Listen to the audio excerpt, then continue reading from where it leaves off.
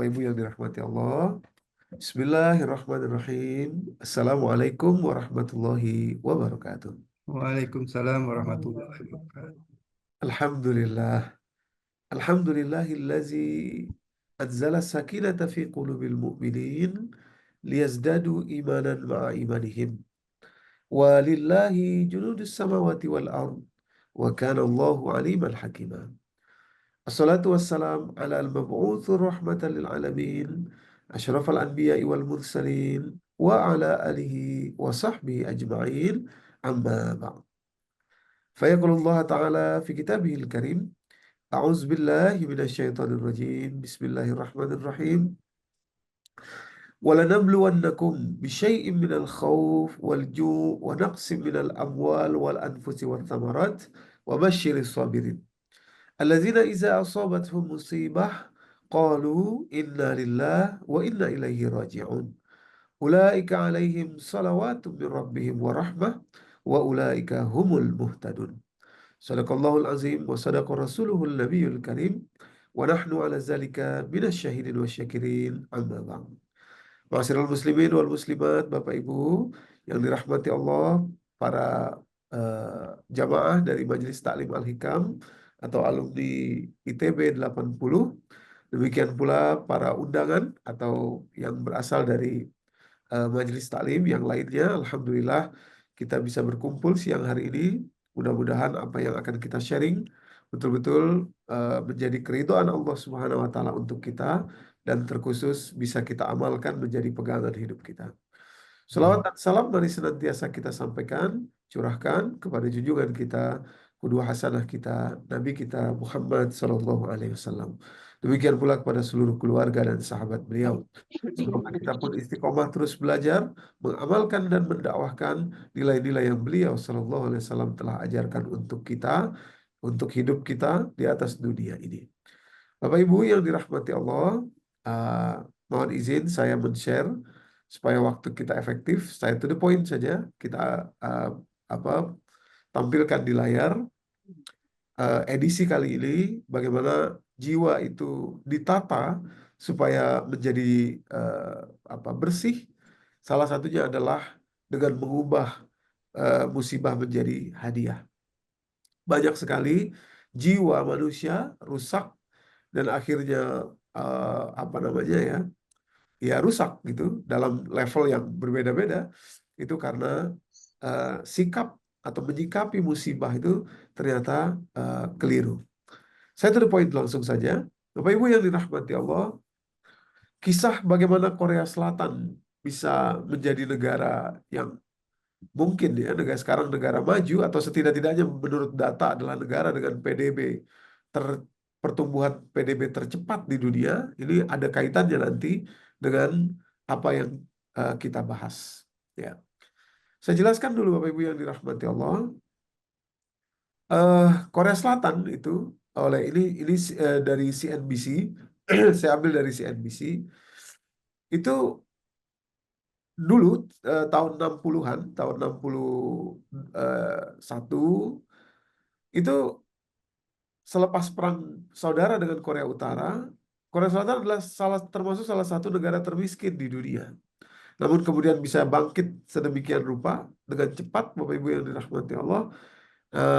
Ada kaitannya ya dengan pertumbuhannya, bahkan kalau diukur dari 62 gitu ya, dari 1962 ke 2022 itu kira-kira 3.000 kali lipat tuh PDB-nya atau pendapatan domestik brutonya, Bapak Ibu yang dirahmati Allah. Ya, 3.000 kali lipat. Termasuk yang tercepat di seluruh dunia. Ini ada grafiknya, Bapak Ibu yang dirahmati Allah, dari CNBC. CNBC mencatat itu. Dan yang menarik memang, fondasi atau fundamental dasar pertambahan ekonomi Korea Selatan itu sangat luar biasa cepat. Itu terjadi di 9 tahun pada saat 1970 sampai 79. Ya, 1970 sampai 79. Itu fundamental dasar ekonomi Korea Selatan. Dan grafiknya tidak pernah setinggi itu lagi. Walaupun terus naik, Dan tadi dikatakan sampai 3.000 kali lipat di tahun 2022 itu kalau dibandingkan gitu ya dari 1961.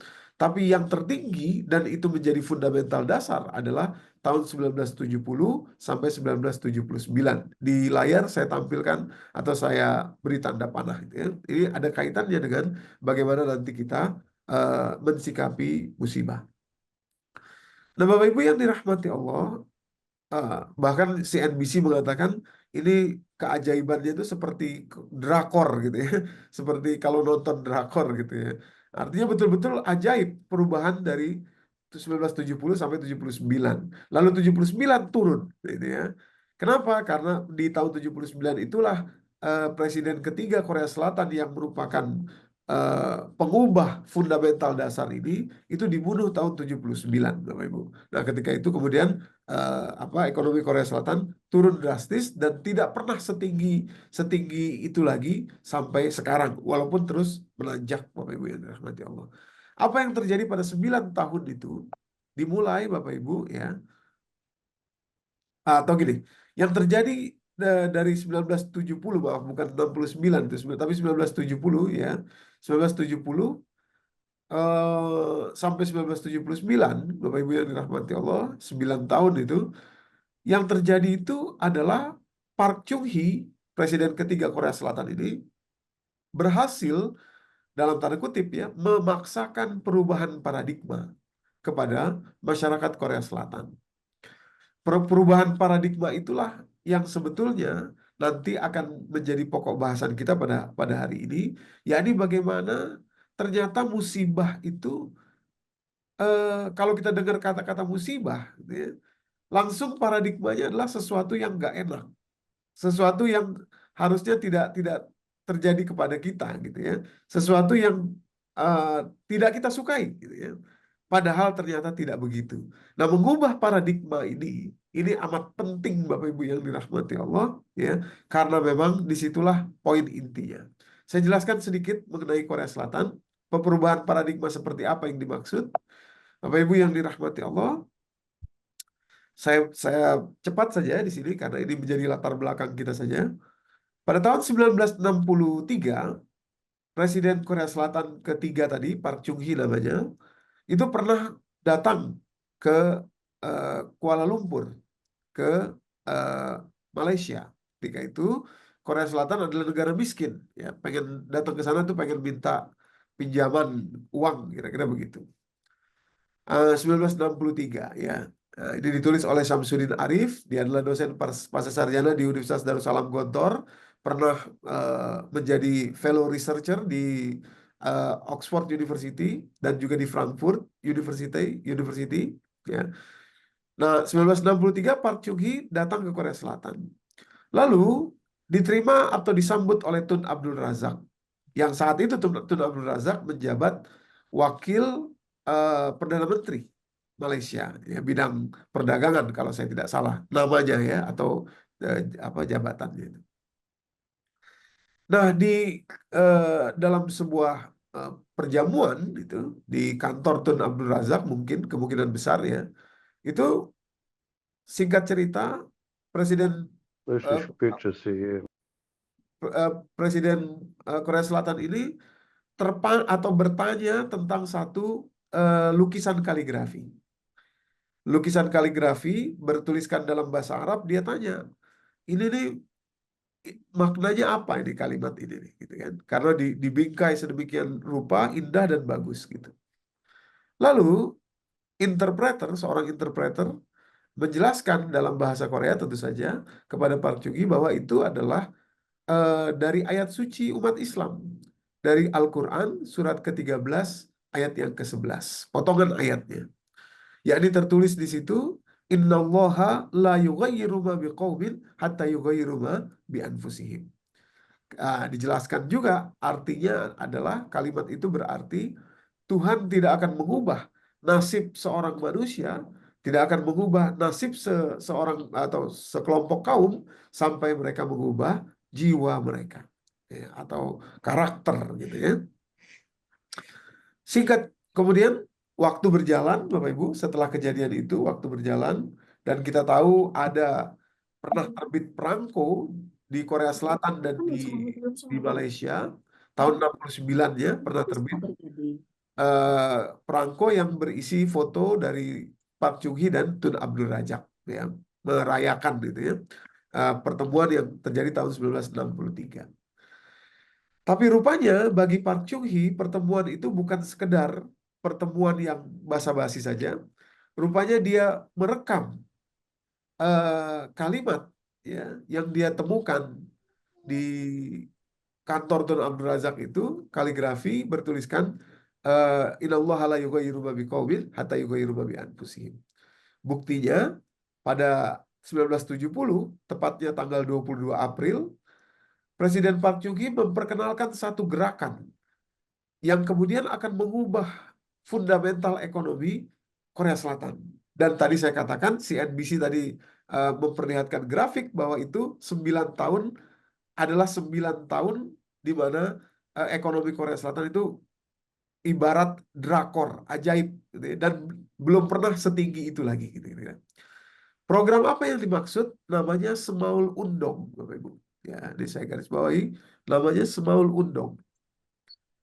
Kalau nggak salah, Semaul Undong ini bahkan pernah juga eh, dicoba untuk diteliti lebih dalam oleh UGM, ya, Universitas Gadjah Mada di Jogja. Nah, yang menarik adalah sejak awal Park Chung-hee sudah berpikir bahwa program Semaul Undong ini sulit diterima oleh masyarakat Korea Selatan yang saat itu pola pikirnya masih sangat terbelakang, gitu ya, punya victim mentality dan lain sebagainya dan lain sebagainya. Karena memang program ini termasuk program yang betul-betul di out of the box ya, di luar di luar, bolehlah dikatakan program yang gila lah kira-kira begitu ya, gokil kalau kata anak sekarang gitu. Apa program ini? Program Semaul Undong ini Bapak Ibu, secara singkat ya, secara sederhana saja saya gambarkan. Idenya adalah memberikan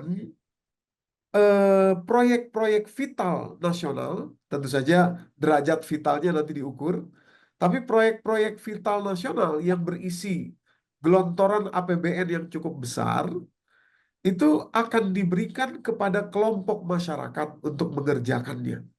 Tidak lagi kepada company atau private sector atau perusahaan. Tidak lagi kepada perusahaan, tapi kepada kelompok masyarakat. Nah, jadi kalau boleh kita membayangkan kira-kira Presiden mengumumkan, ayo kelompok masyarakat Depok misalkan, Anda bersiap 2 tahun yang akan datang, Anda akan saya beri dana sekian triliun untuk membangun, misalkan ya, ini untuk membangun sekian kilometer jalan, gitu ya. Lalu masyarakat di uh, apa kota Jakarta Selatan misalkan gitu ya, Anda bersiap 2 tahun yang akan datang, Anda akan saya berikan proyek membangun sekian unit sekolah misalkan gitu ya. Kira-kira begitulah, idenya tuh begitu. Bapak Ibu yang dirahmati Allah, Park Chung-hee rupanya sudah berhitung betul bahwa ide ini akan sulit diterima. Karena tentu saja dengan mudah orang akan mengatakan, mana bisa, mana mungkin kami akan melakukan semua itu karena kami tidak ngerti, nggak punya ilmunya, gitu kan? Mana bisa kami bangun jembatan, mana bisa kami bangun jalan, mana bisa kami bangun sekolah, infrastruktur ini dan itu nggak bisa lah, karena kami tidak pernah mengerti. Nah, disitulah Park Chung-hee, Bapak Ibu yang dirahmati Allah, di awal pidatonya itu langsung mengutip kata-kata yang diyakini itu adalah kata-kata yang dia dapatkan di Malaysia dari satu potongan kaligrafi yang saat itu tergantung di dinding ruang kerja Tun Abdul Razak atau di dinding kantornya lah, kira-kira begitulah. Pada pidato itu dia mengatakan apa namanya, kira-kira dalam bahasa Inggris, God shall not change the fate of Korea, atau shall not change the fate of Korea until you can change your self, gitu ya, atau jiwa kalian. Tuhan tidak akan mengubah nasib Korea sampai Anda mengubahnya sendiri, kira-kira begitu.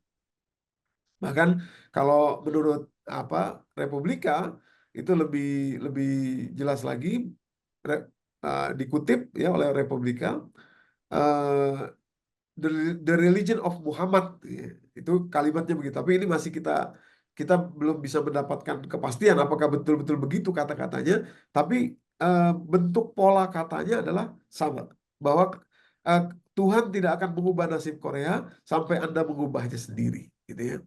Nah, kalimat itu adalah kalimat yang senafas, senada dengan Al-Quran.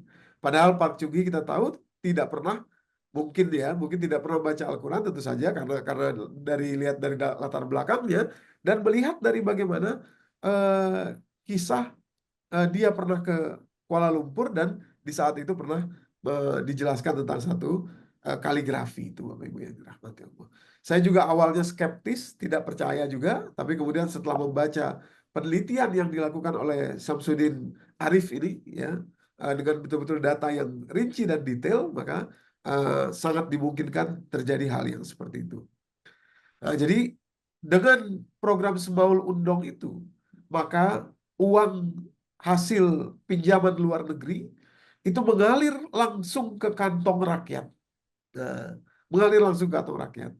Dan itulah yang kemudian membuat fundamental ekonomi Korea Selatan langsung naik di medio 1970 sampai 1979 itu, Bapak Ibu. Ya. Karena uang mengalir ke sana. Tapi justru yang menarik adalah bagaimana Park Chung-hee bisa memaksakan perubahan paradigma dari yang tadinya tidak bisa, tidak mungkin, gitu ya, menjadi bisa, menjadi mungkin, ya, asalkan mau belajar. Nah, kira-kira begitu. Jadi orang yang nggak bisa teknik sipil dipaksa untuk bisa teknik sipil supaya dapat uangnya itu kepada mereka.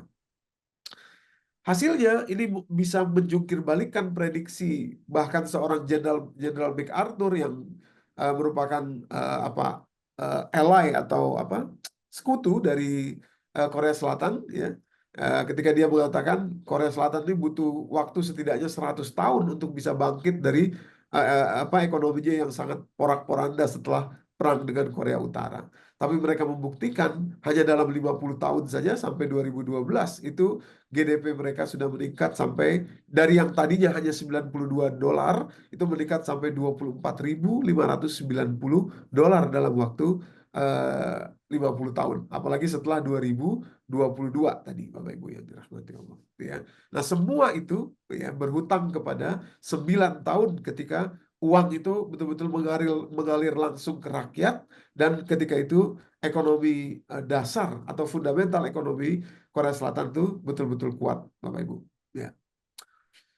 Nah, begitu juga sebetulnya apa yang terjadi kepada Rasulullah SAW. Ya, beliau juga menanamkan perubahan paradigma itu ya selama 13 tahun masa beliau di Mekah. Dan seluruhnya isi Al-Quran itu sebetulnya adalah menanamkan perubahan paradigma. Apa kaitan ini dengan pelajaran kita siang hari ini mengenai musibah, Bapak Ibu yang dirahmati Allah? Nah, ini dia. Musibah ini ya ada dua paradigma yang selama ini terpakai, setidaknya saya melihat atau mengintrospeksi diri saya sendirilah, kira-kira begitu. Terkait dengan musibah, ya. Sehingga nanti ada ayat Allah Subhanahu wa taala, tadi saya bacakan di awal surat kedua Al-Baqarah, nanti kita buka secara detail. Al-Baqarah ayat 155, Bapak Ibu yang dirahmati Allah. Setelah Allah membeberkan musibah, lalu Allah katakan wabasyiris sabirin, sampaikan kabar gembira, gitu. Sampaikan kabar gembira kepada orang yang sabar. Jadi kontradiksi musibah dan kabar gembira ini sebetulnya adalah kuncinya. Selama ini, Bapak Ibu, setidaknya ada dua paradigma yang biasa terpakai oleh kita, sehingga kita tadi harus segera mengubahnya supaya kemudian musibah menjadi hadiah. Yang pertama, kita terbiasa melihat segala sesuatu itu hanya terpolarisasi kepada dua kutub saja. hanya terpisah kepada dua kutub saja. Spektrumnya itu hanya dua saja, gitu ya. Padahal di tengah-tengah itu ada lagi secara detail. Misalkan terbiasa melihat hitam dan putih saja. Terbiasa melihat menilai sesuatu enak atau tidak enak saja. Terbiasa menilai sesuatu sesuai dengan keinginannya atau tidak sesuai dengan keinginannya, gitu ya. Padahal ada yang lebih detail di dalam dua spektrum tadi itu, yang justru disitulah kita akan menemukan paradigma terbaik dalam menjalani kehidupan. Termasuk soal musibah, Bapak Ibu. Gitu ya. Jadi musibah itu bukan hanya enak tidak enak, bukan hanya sesuai atau tidak sesuai dengan keinginan gitu ya. Bukan hanya dua paradigmanya, tapi ada detailnya, nanti kita buka. Paradigma yang harus juga dirubah adalah kita terbiasa mengartikan atau memberikan arti kepada kata-kata bala sebagai sesuatu yang tidak enak, sebagai sesuatu yang tidak baik, sebagai sesuatu yang harus ditolak dan harus dibuang. Padahal kata-kata bala itu adalah sesuatu yang sifatnya netral, bahkan nanti di ujung acara ini saya berhipotesis bahwa bala itu kita butuhkan. Nah, itu. Tentu saja itu dalam terminologi bahasa Arab, ya. Tapi sayangnya dalam terminologi bahasa Indonesia kita terlanjur kemudian memberikan arti kepada bala itu sesuatu yang tidak baik, tidak enak dan tidak disukai, harus dibuang, gitu ya. Di Aceh, di kampung saya ada tolak bala namanya. Dan itu kita saksikan juga di banyak daerah sama seperti itu, ada tolak bala.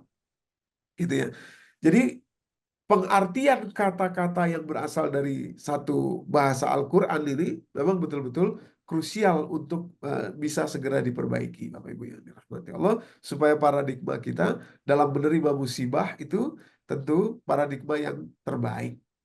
Nah, kalau dua paradigma ini tidak kita rubah, sebagaimana Park Chung Hee tadi berhasil mengubah paradigma dengan sepotong ayat Al-Quran sebagai landasan dasarnya. Kalau paradigma ini tetap ada, maka kemungkinan besar setiap kali terjadi musibah itu, ya, kita akan kecewa atau mungkin juga putus asa, dan lebih jauh lagi boleh jadi kita akan suuzon kepada Allah Subhanahu wa taala. Sulit untuk bangkit dari situasi dan keadaan. Padahal musibah, Bapak Ibu yang dirahmati Allah, itu adalah hadiah. Nah, ini perubahan inilah yang mesti jelas disampaikan, dipahami betul, ya, sehingga nanti cara kita mensikapi musibah itu tidak lagi sama, tidak lagi sama. Ya, oke ya, pelan-pelan kita buka Bapak Ibu. Pertama, ya, saya ingin jelaskan sedikit dulu. Nah, ini. Kalau musibah hanya diartikan sebagai sesuatu yang tidak enak atau unfortunate, ya, unfortunate itu artinya kemalangan, ya, kemalangan, gitu ya. Hanya diartikan begitu saja, kemalangan, gitu ya. Maka sekarang kita saksikan, terutama anak-anak sekarang nih Bapak Ibu, ini fenomena ya, anak-anak sekarang ini saya tahu karena banyak mendengar cerita dari anak-anak saya, ya, itu akan lahir paradigma cara berpikir bahwa kok Allah menzolimi ya, gitu. Misalkan seseorang terkena musibah berupa, umpamanya ya, ini contoh saja biar mudah. Umpamanya anaknya wafat misalkan, gitu ya. Atau sakit, dia sakit ya. Kena sakit bertahun-tahun misalkan, gitu ya. Gitu. Lalu kalau tidak dijelaskan, gitu, orang nih akan berpikir kok Allah tega ya kepada saya. Gitu, kira-kira begitu. Ini terutama anak-anak sekarang nih Bapak Ibu ya. Anak-anak sekarang tuh banyak yang berpikir seperti itu. Kok tega ya sama saya gitu. Kenapa takdirnya begini kepada saya? Gitu. Gitu. Padahal saya berbuat salah apa? Nah, gitu ya. Jadi musibah tuh dilihat sebagai sesuatu yang tadi apa namanya? Bala gitu ya. Sesuatu yang nggak enak, Padahal Allah tidak pernah menzalimi manusia. Allah tidak pernah menzalimi manusia. Adapun manusia sangat mungkin menzalimi dirinya sendiri, gitu. Bapak Ibu yang dirahmati Allah. Ya, jadi ini paradigma yang fundamental menurut saya, amat mendasar, yang harus kita sudah kupas buka, gitu ya, supaya jiwa ini menjadi bersih. Surat Yunus misalkan ayat 44. Kalimat Allah, innallaha la yazlimun nasa syai'a. Atau boleh mungkin dibacakan terjemahnya Pak Parodian, mohon bantuan Parodian supaya Baik, Ustaz. ya silakan. Quran surat Yunus surat ke-10 ayat ke-44. Ya. Sesungguhnya Allah tidak berbuat zalim kepada manusia sedikit pun. Akan tetapi manusia itulah yang berbuat zalim kepada diri mereka sendiri. Nah, ini Pak, Bapak Ibu. Ini penting untuk kita buka, pahami, kemudian jelaskan kepada siapapun yang kita jumpai, apalagi anak-anak kita sekarang ini, Bapak Ibu ya. Jangan sampai mereka punya pikiran bahwa Allah menzalim, kok takdir Allah begini amat sih, wah gitu ya. Diberi sakit dan lain sebagainya. Innallaha la yazlimun nas. Allah tidak pernah menzalimi manusia. Syai'a, ada kalimat syai'an di situ. Sedikit pun tidak pernah. Walakin nas, akan tetapi manusialah anfusahum yazlimun, ya, mereka menzalimi diri mereka sendiri. Nah, jadi apa yang dimaksud itu akan terjelaskan setelah kita buka detailnya, Pak, Bapak Ibu. Tadi ya, paradigma pertama yang harus kita rubah tadi adalah terbiasa melihat sesuatu itu hanya dua kutub saja, ya, enak tidak enak, musibah atau tidak musibah, gitu ya. Padahal tidak begitu konsepnya. Nah, rupanya musibah itu ada 5 jenis, Bapak Ibu. Nah, ini bukan perlu lagi, tapi memang disinilah kuncinya. Musibah itu ada 5 jenis. Dan dari 10 kali penyebutan di dalam Al-Quran, kategorinya itu memang 5 jenis musibah. Gitu ya. Dari sini tadi detailnya, baru kita bisa menjelaskan, baru bisa kita nanti memahami bahwa musibah kategori yang mana, ya, itu yang terjadi kepada kita tuh kategori yang mana gitu. Nah, cara meresponnya tentu beda-beda. Cara merespon 5 kategori musibah ini, ya. Itu kalau Bapak Ibu perhatikan di layar, ya, ada 2 kategori musibah, yakni poin keempat dan kelima yang saya garis bawahi. Yang 1 dan 3 enggak, 1 sampai 3 maksudnya tidak saya garis bawahi, Bapak Ibu ya. 1 sampai 3 ini adalah jenis atau kategori musibah, ya, yang cara meresponnya itu hanya dengan mengambil pelajaran saja, mengambil evaluasi diri. Ini ya, sebentar, jenis musibah jenis 1 sampai 3. Kenapa itu Allah berikan di dunia ini? Tujuannya untuk manusia belajar dan memperbaiki diri, karena itu adalah kesalahan mereka sendiri. Kesalahan manusia sendiri. Jenis 1 sampai 3. Jenis 4 dan 5 adalah untuk manusia supaya belajar melepas kepemilikan yang ada di dalam cara dia berpikir akan hidup ini. Jadi ada 2 jenis pelajaran di situ.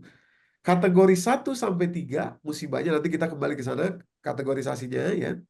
Kategori 1 sampai 3 tujuannya untuk manusia belajar introspeksi diri.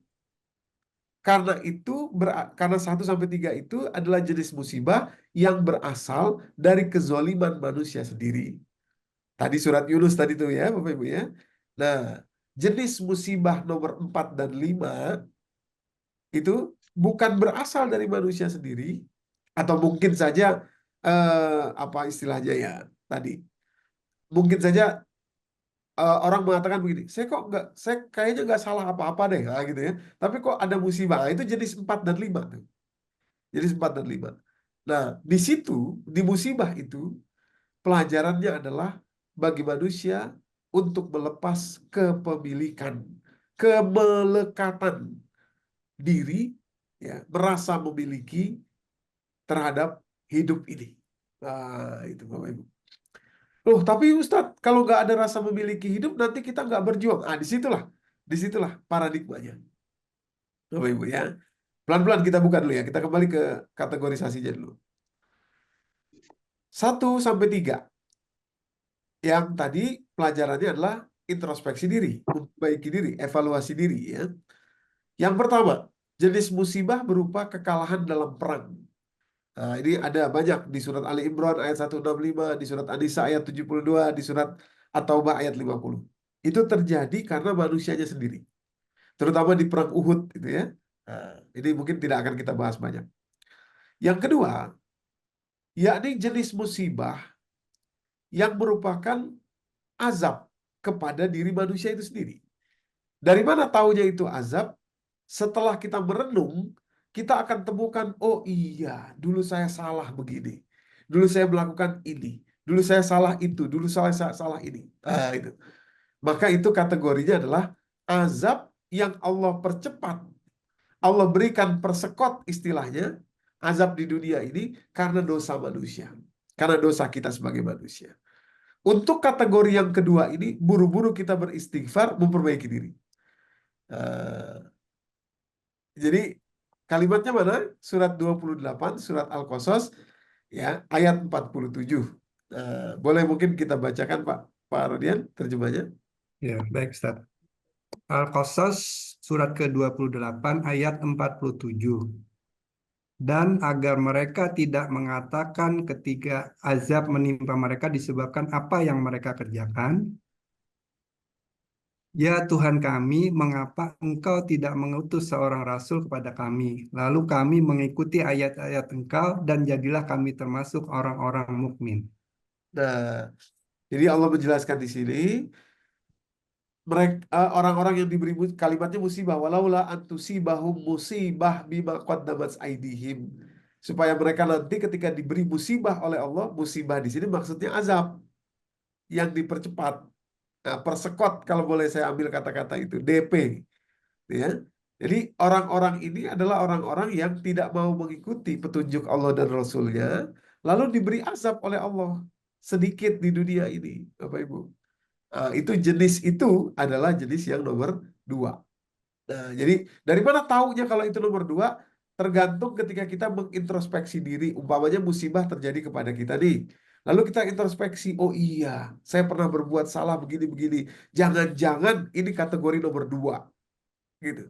Buru-burulah kemudian kita beristighfar, mohon ampun kepada Allah, menyadari terhadap wabil khusus terhadap kesalahan yang teringat kepada diri kita itu.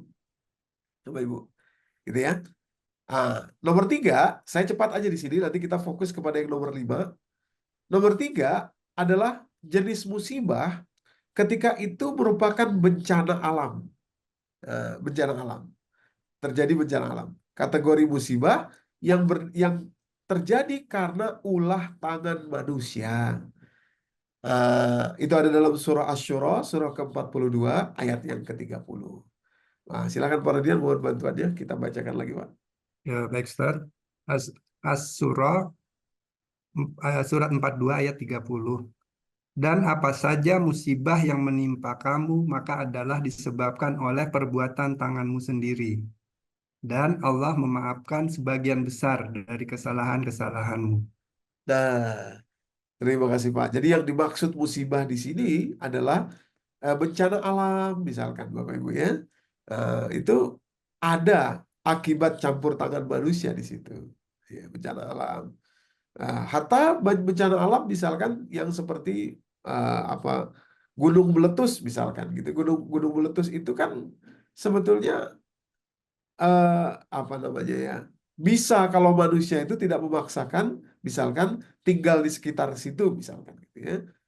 Tapi misalkan pindah ke tempat yang lain, atau mungkin ada satu apa ada satu yang pernah terjadi kemudian manusia belajar misalkan dari situ. Atau yang jelas-jelas misalkan seperti misalkan banjir lah, katakan begitu ya. Banjir itu terjadi kenapa? Karena memang ada wilayah yang harusnya menjadi aliran air dari air hujan yang datang dari atas, dia dia ingin kembali ke laut gitu kan, ya dia butuh butuh butuh saluran itu. Nah, kalau saluran itu dijadikan tempat tinggal atau diperuntukkan sebagai sesuatu yang selain saluran air untuk kembali ke laut, maka tentu saja akan meluap menjadi banjir, Bapak Ibu yang dirahmati Allah, dan lain sebagainya. Nah, ini kategori musibah yang seperti itu adalah karena perbuatan tangan manusia. Fabima qaddamat aidikum. Demikian pula misalkan kemiskinan, kelaparan gitu ya. Itu karena ada manusia-manusia yang serakah. Ya, berbagai peluang itu dia ambil untuk dirinya sendiri, sehingga peluang itu tidak terbagi kepada orang lain. Jadi 1% manusia konon katanya menguasai 99% gitu ya, sumber daya alam ini gitu ya. Sementara 99% manusia hanya berebut dari 1% sisa yang disisakan oleh orang-orang yang serakah tadi itu. Nah, jadi itu adalah campur tangan karena bima kasabat aidin nas, karena ulah tangan manusia. Sementara Allah sebetulnya sudah mengampuni banyak dari kesalahan manusia gitu ya. Jadi kalau Allah mau, sudah jauh lebih dahsyat lagi tuh eh, ke ke musibah yang terjadi kepada manusia. Nah, ini kategori yang nomor 3, Bapak Ibu. Kategori di mana itu berupa bencana yang disebabkan oleh ulah tangan manusia. Kategori keempat, nah ini saya garis bawahi karena ini pasti terjadi kepada manusia, tidak melihat manusia itu salah atau tidak, ya Bapak Ibu, tapi pasti terjadi kepada manusia, sebagaimana yang nomor 5. Nomor 4 adalah kematian. Nah, mati itu disebut dengan musibah juga oleh Allah pada surat Al-Maidah ayat 106 misalkan gitu ya. Ini mungkin saya lingkari aja gitu ya. Musibatul maut kalimatnya gitu ya. Ketika Allah perintahkan kita kalau melihat orang yang sakaratul maut, buru-buru kita tanya dia ada wasiat nggak gitu ya. Ini dalilnya dari 106 surat Al-Maidah ini. Ya ayyuhallazina amanu ya ayyuhallazina amanu syahadatu bainikum iza hadara ahadakumul mautu hinal wasiyati isnani zawa adli minkum aw akhrani min ghairikum. Nah, kalau ada orang kita lihat sedang sakratul maut, kita tanya sama dia ada wasiat enggak gitu ya. Itu dalilnya dari sini nih. Nah, jadi kalimat Allah di situ fa'asabakum musibatul maut, ketika kalian di atau tertimpa atau terkena musibah berupa kematian. Musibah berupa kematian tidak bisa kita hindari, Bapak Ibu. Ya, maka itu kalau kita mengatakan eh, musibah apa wafatnya si Anu, betul, tapi bukan cuma itu. Bukan cuma itu. Maka nanti kalimat innalillah wa inna ilaihi rajiun itu bukan hanya untuk kematian saja itu. Bahkan lebih spesifik lagi, bukan untuk orang yang wafat. Awas, jangan salah nih Bapak Ibu. Misalkan ya, di grup WA kita misalkan gitu ya. Mohon doanya si Fulan bin Fulan wafat hari ini jam sekian gitu ya. Lalu kita mengatakan innalillahi wa inna ilaihi rajiun. Itu bukan doa untuk si Fulan, bukan. Tapi itu adalah kalimat untuk kita yang masih hidup ini. Untuk kita mengambil pelajaran di situ. Kalau untuk si mayit, ya rekan kita yang wafat, doanya kalau dia laki-laki, Allahumma gfir lahu, warhamhu, wa'afihi, wa'fu anhu, dan seterusnya. Allahumma la tahrimna ajrahu, wa la taftinna ba'dahu, waghfir lana walahu. Kalau dia perempuan, diganti jadi ha, domirnya. Ya. Jadi kalimat inna lillahi wa inna ilaihi rajiun itu bukan untuk si mayit, tapi untuk kita yang masih hidup mengambil pelajaran daripadanya. Gitu ya. Nah, jadi betul kematian adalah musibah, tapi dia hanya satu dari 5 kategori. Nah, sayangnya, lazimnya selama ini kita kalau dengar kata-kata musibah itu langsung fokusnya kepada yang satu ini saja, kematian saja. Padahal tidak. Ya, ada 5 kategorinya. Oke. Saya juga tidak akan banyak di sini. Yang akan banyak kita kupas adalah jenis musibah yang kelima. Ya, di jenis musibah yang pasti terjadi kepada kita namanya adalah bala, Bapak Ibu. Ya, bala. Nah, bala inilah juga satu kata satu diksi dalam bahasa Arab, bahasa Al-Quran yang sayang sekali sudah dilabeli dengan satu makna dalam bahasa Indonesia yang amat keliru, bertentangan, bahkan kalau saya boleh mengatakan 180 derajat bertentangannya. Gitu ya. Bala itu Bapak Ibu, ya, ini kita akan buka. Sebentar, di mana tadi? Mana dia? Nah, ini. Nanti kita kembali ke sana. Bala ini, musibah kategori nomor 5, itu artinya adalah ujian. Dan ujian itu netral, Bapak Ibu. Ya. Bahkan, ujianlah satu-satunya cara untuk bisa lulus dan naik kelas. Gitu. Jadi, kita harus melalui ujian itu. Harus melalui bala ini. Bala ini nggak bisa ditolak, Bapak Ibu. Jadi karena sudah terlanjur diksi bala itu diberikan arti sesuatu yang tidak enak, sesuatu yang tidak bagus, sesuatu yang harus ditolak, ya. Jangan-jangan karena itu pula lah, maka kita tidak pernah bisa naik kelas. Itu. Iya, karena bala itu ujian. Ujian itu harus dilalui, gitu, Bapak Ibu. Nah, ini yang Allah berikan contoh dari Nabi Ibrahim misalkan, sebelum nanti masuk kepada kita. Surat kedua ayat 124. Coba kalau ini mungkin saya bacakan aja supaya Bapak Ibu saksikan kata-kata balaknya itu ya. Kalimat Allah di situ, wa izibtala, ibtala diambil dari kata bala, wa izibtala, dan ingatlah ketika Ibrahim diuji. Wa izibtala Ibrahim, dan ingatlah ketika Ibrahim diuji. Bala itu ujian. Diuji oleh siapa? Rabbuhu, oleh Tuhannya. Bi kalimatin, dengan sebuah kalimat, dengan sebuah tugas, kira-kira begitu. Fa'atammahun, kemudian beliau berhasil menyempurnakan ujian ini. Gitu ya. Karena beliau berhasil menyempurnakan ujian ini, maka mendapatkan hadiah dari Allah Subhanahu wa Ta'ala, naik ranking beliau, kelasnya naik. Pada lanjutan ayatnya, qala, kata Allah, inni ja'iluka linnasi imama. Kata Allah, saya akan menjadikan engkau sebagai imam bagi seluruh manusia. Lantaran apa? Ada fa'atof di situ ya. Fa'atammahun, kemudian kemudian beliau menyempurnakannya. Jadi diberi ujian, kemudian beliau menyempurnakannya. Karena sempurna itulah, maka Allah memberikan hadiah, inni ja'iluka linnasi imama. Saya akan menjadikan engkau sebagai imam bagi seluruh manusia. Gitu. Jadi naik kelas, Bapak Ibu. Lulus ujian. Bala itu ujian. Sayang sekali nih, makanya kalau kita tolak bala begitu, ya pertama terminologi itu sangat sempit, jadinya kita tidak luas dalam memahaminya, dan kita menghindari satu ujian yang sebetulnya berpotensi membuat kita jadi naik kelas dan dapat hadiah. Gitu.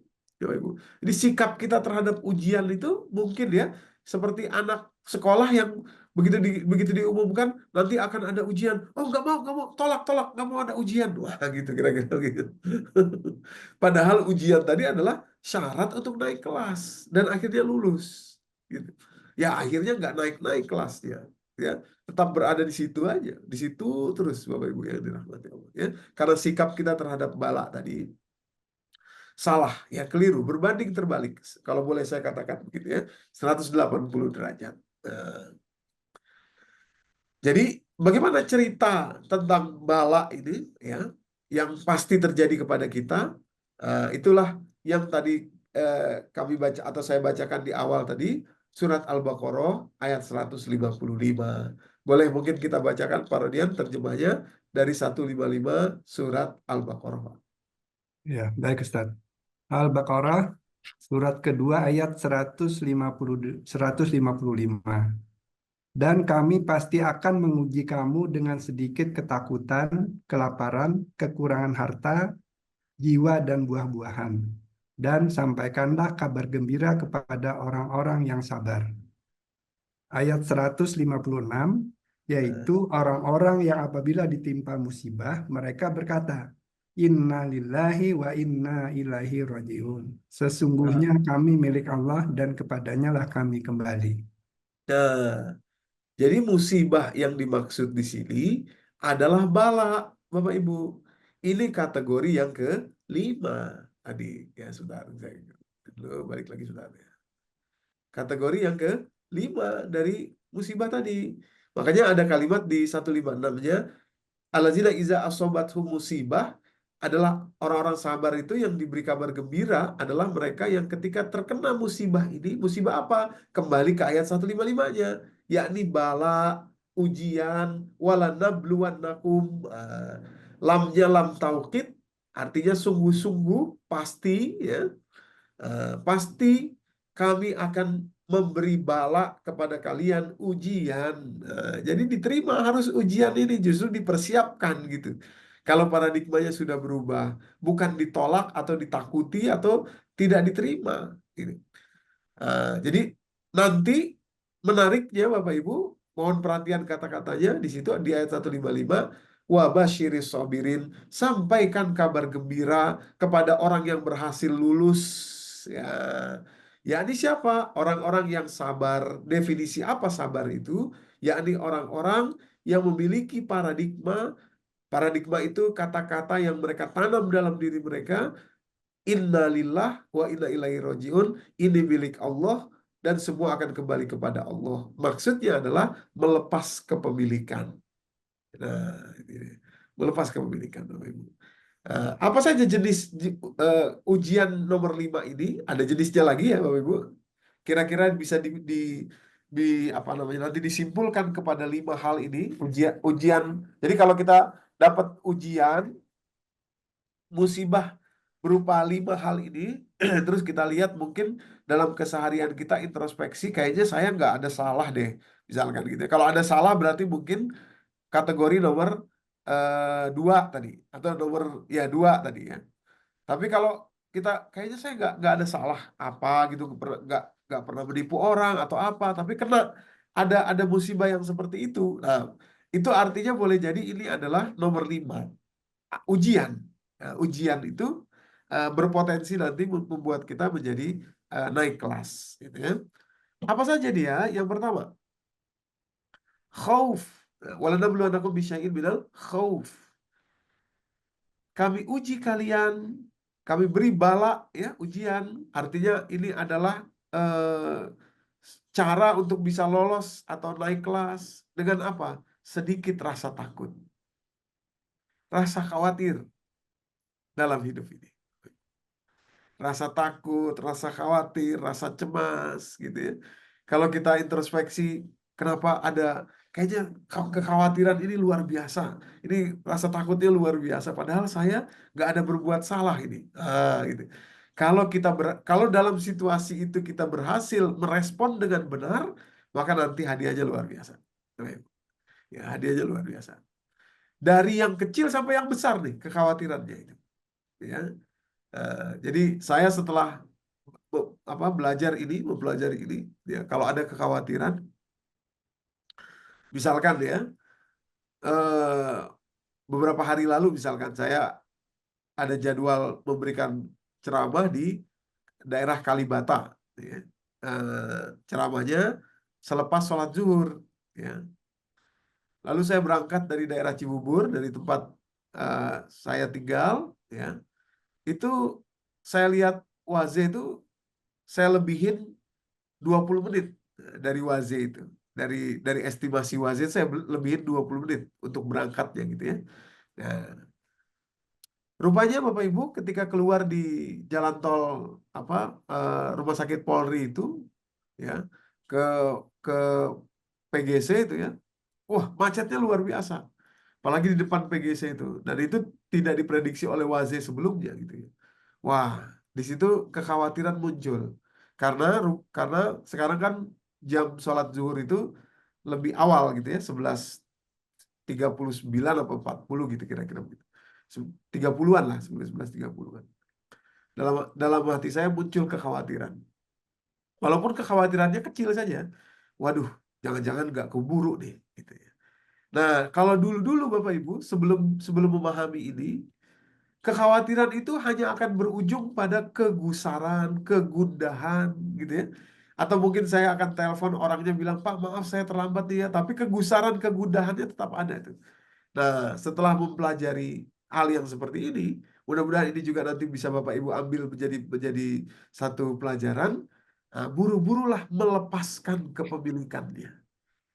Mengatur jiwa, mengatur rasa gitu ya, mengatur hati, mengatur suasana suasana psikologis kita. Nanti berdampak kepada heart rate variability kita atau detak jantung kita.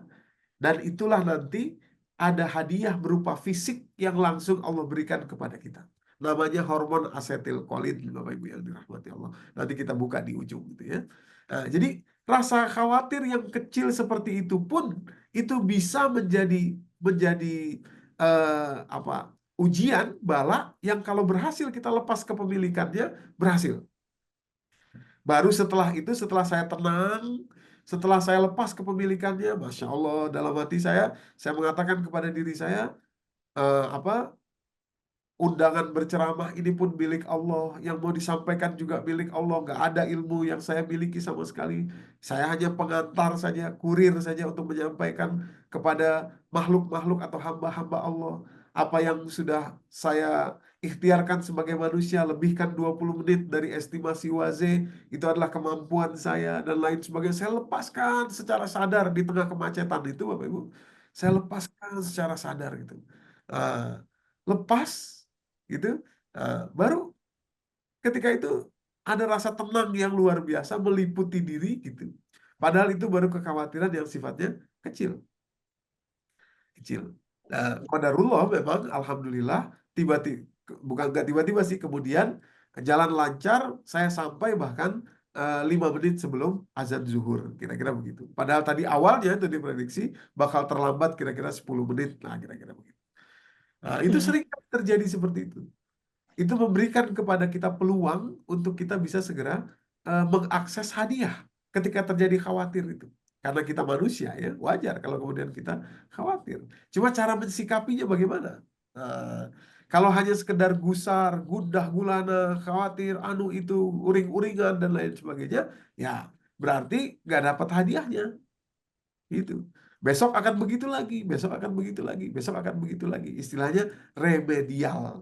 Gitu ya. Remedial. Ulang lagi, ulang lagi, ulang lagi. Gitu. Jadi lepas kepemilikannya. Kepemilikan kita akan sesuatu yang sedang terjadi diuji itu, Bapak Ibu. Ya, diuji itu. Satu kepada kita ya.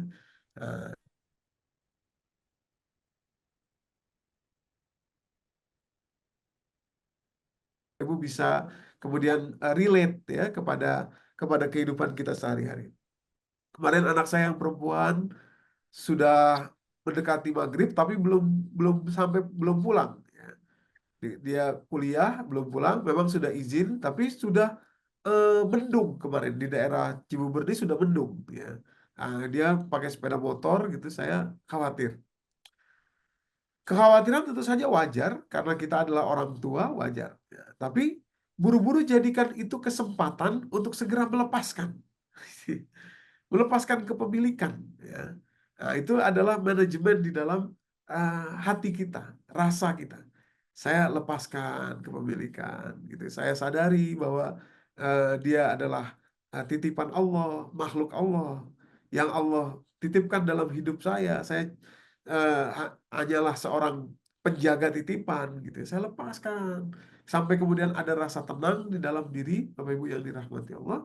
Dan alhamdulillah memang eh, tidak terjadi apa-apa tentu saja sampai pada waktunya, dan hujan juga belum turun dan lain sebagainya. Jadi kekhawatiran tidak terjadi. Cuma kita dapat di situ peluang untuk mengambilnya sebagai satu hadiah. Ya, hadiah seperti apa nanti saya buka. Oke, nomor 2, setelah rasa takut, kita akan diuji dengan sedikit rasa lapar. Ya rasa lapar. Tentu yang dimaksud bukan hanya lapar fisik gitu ya. Yang banyak justru adalah lapar yang sifatnya psikis atau psikologis, Bapak Ibu. Lapar yang psikologis. gitu. Kadang-kadang kita lapar akan apa ya, validasi dari orang lain misalkan. Kita lapar akan pengakuan orang lain misalkan, gitu. Jadi rasanya tuh kok kesel banget ya kalau misalkan kita sudah berbuat sesuatu tapi kok orang memberikan kreditnya kepada orang yang lain bukan kepada saya misalkan begitu ya. Itu lapar juga tuh. Tapi lapar yang bentuknya psikis tentu saja, bukan bukan bukan fisik. Kalau fisik mah saya pikir jarang lah kita bisa eh, apa diuji dengan itu. Ada juga yang diuji dengan lapar fisik itu, tapi kan tidak banyak, gitu ya. Ju di sini kelaparan. Kelaparan bukan hanya fisik, Bapak Ibu, tapi psikologis atau psikis. Nah, ketika itu terjadi, disitulah kita punya kesempatan merespon dengan benar. Nanti kita buka, tapi saya berikan contoh dulu. Respon dengan benar itu memberikan kita hadiah. Ya, nanti kategori hadiahnya juga ada 2 ya. Nanti kita sampaikan. Jadi itu adalah peluang sebetulnya. Nah, kalau kita sudah bisa melihat seperti ini, kita akan tenang saja, tenang saja. Kalau kita nggak di recognize gitu, padahal kita yang melakukan, ini peluang baik nih, gitu ya. Ketika ada rasa seperti itu tadi, kita lepaskan, Bapak Ibu, ya. Sehingga rasa laparnya tadi berangsur-angsur pulih, gitu. Ya. Saya cepat ya, kita rupanya sudah jam 2. Yang ketiga adalah naksim minal amwal, kekurangan harta. Tentu saja kekurangan harta juga sama, bukan hanya fisik tapi juga psikis, dan yang banyak adalah psikis tentu saja. Misalkan kalau kita ya jalan-jalan ke pusat perbelanjaan yang mahal-mahal misalkan gitu ya, di Dubai misalkan gitu, begitu lihat harga barang jam tangan misalkan, wah sekian ratus juta misalkan gitu ya, wah tiba-tiba kita jadi kekurangan harta gitu ya. Ya, lihat tas merek apa misalkan gitu ya, sekian ratus juta dan lain sebagainya, itu ya psikis tuh Bapak Ibu. Nah, sekarang dengan era digital ini, dampak negatif era digital ini, media sosial adalah hal yang seperti ini, kekurangan harta yang bentuknya psikis, apalagi anak-anak kita. Ya, kalau tidak dijelaskan dengan baik gitu ya, mungkin mereka bisa merasa miskin. Padahal kalau dibandingkan dengan orang yang lebih bawah, kita sangat-sangat beruntung, Bapak Ibu yang dirahmati Allah. Ya. Oke, saya cepat. Yang keempat, kekurangan anfus atau jiwa, kekurangan rasa bahagia, kekurangan self worthiness, ya, rasa berharga diri sendiri ini, gitu ya. Memiliki rasa inferior, rendah rendah diri, gitu ya. Dan lain sebagainya. Karena berbagai hal, ya. Mungkin karena pernah dibully, mungkin karena punya trauma masa lalu, mungkin karena apa dulu semasa kecil hidup dalam kemiskinan dan lain sebagainya. Pokoknya apapun lah. Nah, itu kekurangan jiwa, itu kekurangan jiwa. Coba, Ibu. Dan yang kelima adalah kekurangan buah atau ini simbol, bukan buah secara letterlock, bukan buah buah semangka atau buah jeruk gitu, bukan, tapi dia adalah simbol akan hasil, ya, sebuah hasil, ya. Misalkan kita sudah membina karir, tahu-tahu di ujung usia kita tidak naik pangkat, misalkan begitu ya. Kita sudah membina atau menjaga bisnis kita, tahu-tahu di ujung hari ditipu orang, misalkan. Kita berharap anak kita lulus masuk universitas tertentu, tahu-tahu gak berhasil dan lain sebagainya. Itu hasil yang tidak kita dapat padahal kita sudah berusaha dan berharap, Bapak Ibu yang dirahmati Allah, ya. Nah, 5 jenis ini, ya, 5 ini adalah musibah berupa ujian. Pasti terjadi kepada kita. Salah satunya, atau salah duanya, atau salah tiganya, atau bahkan seluruhnya terjadi kepada kita. Nah, itu tanda-tanda ketika kita introspeksi, gitu ya. Itu kita introspeksi tidak menemukan, atau mungkin kalau nggak ada salah ya nggak mungkin juga lah. Tapi kira-kira rasanya kok saya nggak ada yang menzolimi gimana gitu. Kayaknya mungkin ada dosa tapi mungkin nggak menzolimi orang. Tapi kok diuji dengan rasa kekurangan jiwa misalkan ya. Bentuknya misalkan rasa sakit misalkan gitu ya. Rasa sakit gitu. Ada orang tiba-tiba ditabrak dari belakang misalkan, tahu-tahu kemudian jadi lumpuh gitu ya, nggak bisa kemana-mana dan sebagainya gitu ya. Jiwanya kemudian jadi rendah gitu, merasakan kehilangan semangat hidup dan lain sebagainya. Itu adalah tanda-tanda bahwa sebetulnya itu jenis musibah berupa ujian atau bala. Nah, kalau responnya benar, segera bisa naik kelas. Oke. Jadi untuk bisa menjadikan musibah jenis nomor 5 tadi itu dan isinya ada 5 tadi itu sebagai hadiah Bapak Ibu, cuma satu caranya, yakni melepaskan kepemilikan. Innalillah wa inna ilaihi roji'un. Kalimat innalillah wa inna ilaihi roji'un itu juga adalah kalimat yang mungkin ya menurut saya, karena terlalu sering kita ucapkan ya, jadi kehilangan vibrasi makna yang sesungguhnya ke dalam diri kita. Getarannya tuh hilang. Gitu ya. Karena terlalu sering kita ucapkan. Innalillahi wa inna ilaihi raji'un, innalillahi wa inna ilaihi raji'un. Diucapkan tanpa makna, akhirnya getarannya, vibrasinya jadi hilang. Padahal kalimat itu luar biasa. Innalillah. Semua ini kan milik Allah. Coba kita berhenti sejenak beberapa detik merasakan bahwa semua milik Allah. Jangankan anak kita, jangan lagi harta kita, mungkin suami, ibu-ibu, atau istri kita, gitu ya. Jangankan mereka, diri kita sendiri pun milik Allah. Lantas kita mau apa? Gitu ya. Ya kan? Innalillah, ini kan milik Allah, bukan milik saya. Gitu. Wa inna ilaihi roji'un. Toh semuanya akan kembali kepada Allah. Cuma tinggal caranya saja. Karena itu milik Allah, Allah yang ambil, ya terserah Allah. Cara ngambilnya mau dengan bagaimana, kapan mau diambilnya, namanya juga milik Allah. Ini seperti tukang parkir tuh. Bapak Ibu, ya tukang parkir. Dia tahu mobil itu bukan milik dia. Ya, dia cuma menjaga sebentar saja. Kalau pemiliknya sudah mengambil, apa dia boleh tidak terima? Kan tidak. Ya. Dia akan memberikannya dengan sukarela. Nanti dia dapat hadiah dari pemilik mobil tadi karena sudah menjaga miliknya secara baik, gitu. Hadiah, Bapak Ibu. Nah, itulah yang terjadi juga kepada kita. Hidup ini keseluruhannya, kesemuanya memang bukan milik kita.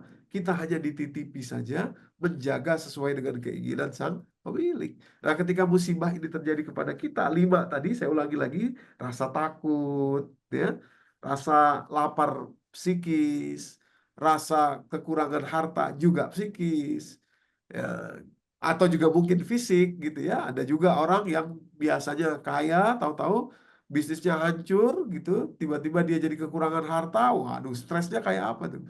Kenapa? Karena tadi tidak bisa mensikapi, merespon dengan benar.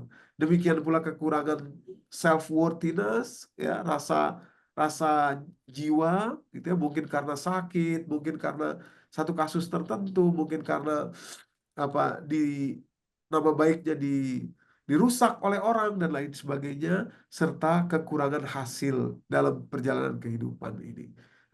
Kalau kita tidak bisa merespon dengan melepaskan kepemilikan, maka nggak jadi hadiah dia.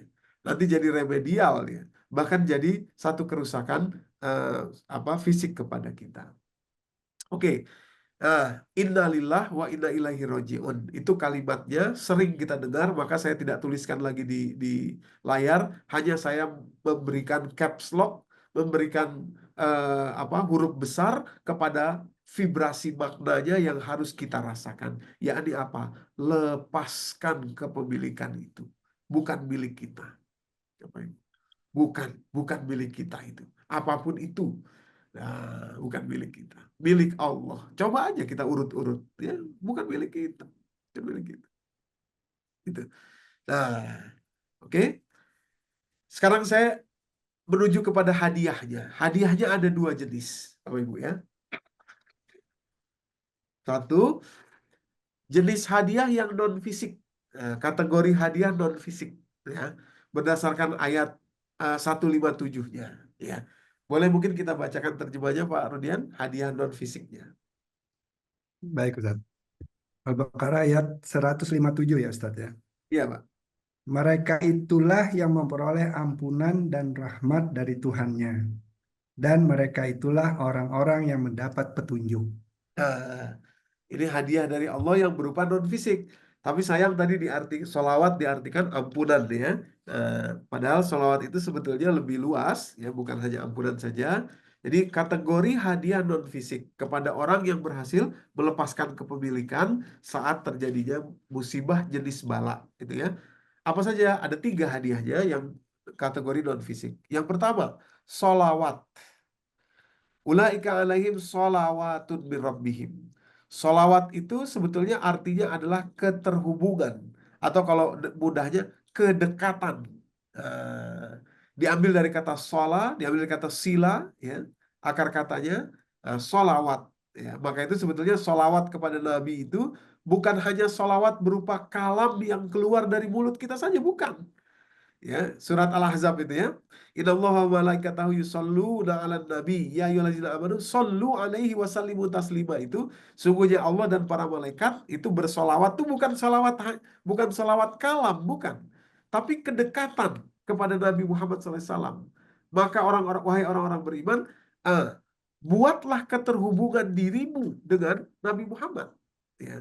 Artinya dengan apa? Dengan melakukan apa yang beliau lakukan, dengan membina karakter sebagaimana karakter beliau, dengan mencontoh beliau. Itu sholawat yang sesungguhnya, Bapak Ibu. Nah, dalam ayat ini juga begitu. Orang yang berhasil sabar, berhasil melepaskan kepemilikan, jiwanya tenang, kata Allah hadiah pertama, sholawatun birabbihim. Allah membuka kedekatan dengan diri orang itu. Waduh, luar biasa ini. Bapak Ibu, luar biasa, dahsyat ini.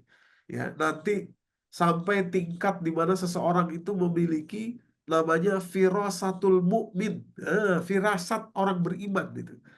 Orang beriman itu punya firasat yang terbina dari kemampuan dari respon mereka terhadap musibah yang diberi oleh yang diberi oleh Allah dalam kategori ujian ini. Dia lepaskan seperti Nabi Ibrahim tadi itu.